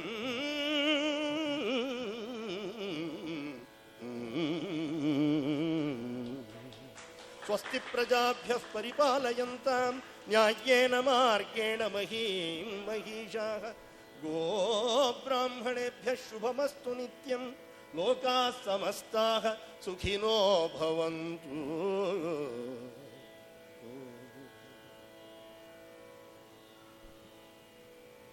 ಎಲ್ಲರಿಗೆ ನಮಸ್ಕಾರ. ಮೊದಲೇ ಹೇಳಿದಂಗೆ ಈ ಕಾರ್ಯಕ್ರಮದ ಉದ್ದೇಶ ಏನಂದರೆ, ಮತ್ತೂರು ಸಂಸ್ಕೃತ ಗ್ರಾಮ ಅಂತ ನಾವು ಕರೆಸ್ಕೊಳ್ತಾ ಬರ್ತಾ ಇದ್ದೀವಿ. ಆದರೆ ಸಂಸ್ಕೃತಗಳ ವಾಚನ ವ್ಯಾಖ್ಯಾನ ಕಾರ್ಯಕ್ರಮ ಯಾವುದೂ ಆಗ್ತಾ ಇರಲಿಲ್ಲ. ಹಾಗಾಗಿ ಈ ವರ್ಷ ಯುವಕರೆಲ್ಲ ತೀರ್ಮಾನ ಮಾಡಿ ಸಂಸ್ಕೃತಗಳ ಕಾವ್ಯಗಳ ವಾಚನ ವ್ಯಾಖ್ಯಾನ ಆಗಬೇಕು ಅಂತ ಈ ಕಾರ್ಯಕ್ರಮವನ್ನು ಇಡಿಸಿದ್ದೀವಿ. ಇದು ಮೊದಲನೇ ಉದ್ದೇಶ. ಎರಡನೇದು ರಾಮಾಯಣವೇ ಯಾಕೆ ಅಂದರೆ, ರಾಮಾಯಣ ಕೇಳೋದ್ರಿಂದ ಪುಣ್ಯವೂ ಬರುತ್ತೆ. ಬೇರೆ ಕಾವ್ಯ ಥರ ಸುಮ್ಮನೆ ಕಥೆ ಎಲ್ಲ ಪುಣ್ಯವೂ ಬರುತ್ತೆ. ಹಾಗಾಗಿ ಈ ಕಾರ್ಯಕ್ರಮವನ್ನು ಆಯೋಜನೆ ಮಾಡಲಾಗಿದೆ. ಇಲ್ಲಿ ತುಂಬ ಜನ ಮತ್ತೆ ಪ್ರಶ್ನೆ ಮಾಡ್ತಾರೆ, ಎಷ್ಟು ಸಲ ರಾಮಾಯಣ ಕೇಳ್ತೀರಪ್ಪ, ಕೇಳಿದ್ದನ್ನೇ ಕೇಳ್ತಾ ಇರ್ತೀರಾ ಅಂತ. ಅದಕ್ಕೆ ಒಂದು ಪ್ರಾಣೇಶ್ ಅವ್ರದ್ದು ಹಾಸ್ಯ ನೆನಪಾಗುತ್ತೆ. ಪ್ರಾಣೇಶ್ಗೊಬ್ಬರು ಪ್ರಶ್ನೆ ಕೇಳ್ತಾರಂತೆ, ಎಷ್ಟು ಸಲ ಸ್ವಾಮಿ ನೀವು ಹೇಳಿದ್ದೇ ಜೋಕ್ ಹೇಳ್ತಾ ಇರ್ತೀರಾ ಅಂತ. ಅದಕ್ಕೆ ಪ್ರಾಣೇಶ್ ಹೇಳ್ತಾರೆ, ನೋಡಪ್ಪ, ತ್ರೇತಾಯುಗದಲ್ಲಿ ವಾಲ್ಮೀಕಿಗಳು ರಾಮಾಯಣ ಹೇಳಿದ್ರು, ಭಾರದ್ವಾಜರು ಎಲ್ಲ ಶ್ಲೋಕನೂ ಹಾಗೆ ನೆನ್ಪಿಟ್ಕೋತಾ ಇದ್ರು. ಮಧ್ಯ ನಿಲ್ಲಿಸಿ, ಭಾರದ್ವಾಜ ಎಷ್ಟು ಶ್ಲೋಕ ಆಯ್ತಪ್ಪ ಅಂದರೆ 10,000 ಆಯಿತು ಗುರುಗಳೇ ಅಂತಿದ್ದಂತೆ. ನೆಕ್ಸ್ಟ್ ದ್ವಾಪರ ಯುಗದಲ್ಲಿ ಸ್ವಲ್ಪ ಬುದ್ಧಿ ಮಂದಾಯ್ತಂತೆ ಜನಕ್ಕೆ. ವ್ಯಾಸರ ಹತ್ರ ಗಣಪತಿ, ಗುರುಗಳೇ ನಂಗೆ ನೆನ್ಪಿಟ್ಕೊಳ್ಳೋ ಶಕ್ತಿ ಇಲ್ಲ ಬರ್ಕೊಂಡ್ಬಿಡ್ತೀನಿ, ಎಲ್ಲರೂ ಮರ್ತೋಗ್ಬಿಟ್ರೆ ಕಷ್ಟ ಅಂತ ಗಣಪತಿ ಬರ್ಕೋತಾನಂತೆ. ಕಲಿಯುಗದಲ್ಲಿ ಬಂದಾಗ ಇರೋದನ್ನು ಅರ್ಥ ಮಾಡ್ಕೊಳ್ಳೋ ಕಷ್ಟ ಆಗಿದೆ ಜನಕ್ಕೆ. ಹಾಗಾಗಿ ಇಂಥ ಕಾರ್ಯಕ್ರಮಗಳು ಅವಾಗವಾಗ ನಡೀತಾನೆ ಇರಬೇಕು. ವ್ಯಾಖ್ಯಾನಕಾರರು ಎಲ್ಲ ರಹಸ್ಯಾರ್ಥಗಳನ್ನು ಭಕ್ತರಿಗೆ ಹೀಗೆ ಕೊಡ್ತಾನೆ ಇರಬೇಕು. ಇಂಥ ಕಾರ್ಯವನ್ನು ಇವತ್ತು ವ್ಯಾಖ್ಯಾನಗಳ ಮೂಲಕ ನಮ್ಮ ರಾಮಾವಧಾನಿಗಳು ರಹಸ್ಯಾರ್ಥಗಳನ್ನು ಒಳಗೊಂಡು ಜನಗಳಿಗೆ ಇಡೀ ಇವತ್ತಿನ ಕಥಾಭಾಗವನ್ನು ಕೊಟ್ಟಿದ್ದಾರೆ. ಇವರಿಗೆ ತುಂಬ ಹೃದಯದ ವಂದನೆಗಳನ್ನು ಅರ್ಪಿಸ್ತೀನಿ. ಇನ್ನು ನಮ್ಮ ವಾಚನಕಾರರು ಕುಮಾರಮ್ಮಯ್ಯ ನೆನ್ನೆನೂ ಹೇಳ್ತಾ ಇದ್ರು, ಇಲ್ಲಪ್ಪ ನನಗೆ ಆರೋಗ್ಯನೇ ಇಲ್ಲಪ್ಪ, ಮಾಡೋಕ್ಕಾಗಲ್ಲ ಅಂತ. ಆದರೆ ಸಂಸ್ಕೃತ ಬರೋದ್ರಿಂದ ಅವ್ರಿಗೆ ಯಾವುದೂ ಕಷ್ಟವೇ ಇಲ್ಲ. ಕುಮಾರಮ್ಮಯ್ಯಂಗೆ 2-3 ಜವಾಬ್ದಾರಿ ಈ ಸಲ. ಒಂದು, ಅವರು ಇಲ್ಲಿ ವಾಚನ ಮಾಡೋದು. 2, ಬೇರೆ ವಿದ್ಯಾರ್ಥಿಗಳಿಗೆ ಶ್ಲೋಕವನ್ನು ಟಿಕ್ ಮಾಡಿಕೊಡೋದು ಮತ್ತು ರಾಗವನ್ನು ಹಂಚೋದು. ಇಂಥ 3 ಜವಾಬ್ದಾರಿಯನ್ನು ಕುಮಾರಮ್ಮಯ್ಯವರು ಅತ್ಯಂತ ತುಂಬ ಹೃದಯದಿಂದ ಮಾಡಿಕೊಟ್ಟಿದ್ದಾರೆ. ಅವರಿಗೂ ಹೃತ್ಪೂರ್ವಕ ಅಭಿನಂದನೆಗಳು. ಹಾಗೆ ಇಲ್ಲಿ ಬಂದಿರುವ ಎಲ್ಲ ಭಕ್ತಾದಿಗಳಿಗೂ ತುಂಬ ವಂದನೆಗಳು. ಹೀಗೆ ನಿಮ್ಮ ಪ್ರೋತ್ಸಾಹ, ಇನ್ನೂ 17 ದಿನಗಳ ಕಾಲ ಈ ಕಾರ್ಯಕ್ರಮ ನಡೆಯುತ್ತೆ. ಹೀಗೆ ಎಲ್ಲ ಸಮಯಕ್ಕೆ ಸರಿಯಾಗಿ ಬಂದು ಕಾರ್ಯಕ್ರಮವನ್ನು ಯಶಸ್ವಿ ಮಾಡಿಕೊಳ್ಬೇಕು ಅಂತ ಪ್ರಾರ್ಥನೆ. ನಾಳಿನ ಕಾರ್ಯಕ್ರಮ ಸೀತಾ ಕಲ್ಯಾಣ ಮತ್ತು ಪರಶುರಾಮ ಸಮಾಗಮ. ವಾಚನ ಮಾಡೋರು ರತ್ನಕೇಶವ ಮತ್ತು ವ್ಯಾಖ್ಯಾನಕ್ಕೆ ಕೇಶವ ಅವಧಾನಿಗಳಿರ್ತಾರೆ. ಇದೇ ಸಮಯ 4:15 ಶುರುವಾಗುತ್ತೆ. ಎಲ್ಲ ಭಕ್ತಾದಿಗಳು ಸಮಯಕ್ಕೆ ಸರಿಯಾಗಿ ಬಂದು ಕಾರ್ಯಕ್ರಮವನ್ನು ನಡೆಸ್ಕೊಡ್ಬೇಕು ಅಂತ ಪ್ರಾರ್ಥನೆ. ನಮಸ್ಕಾರ.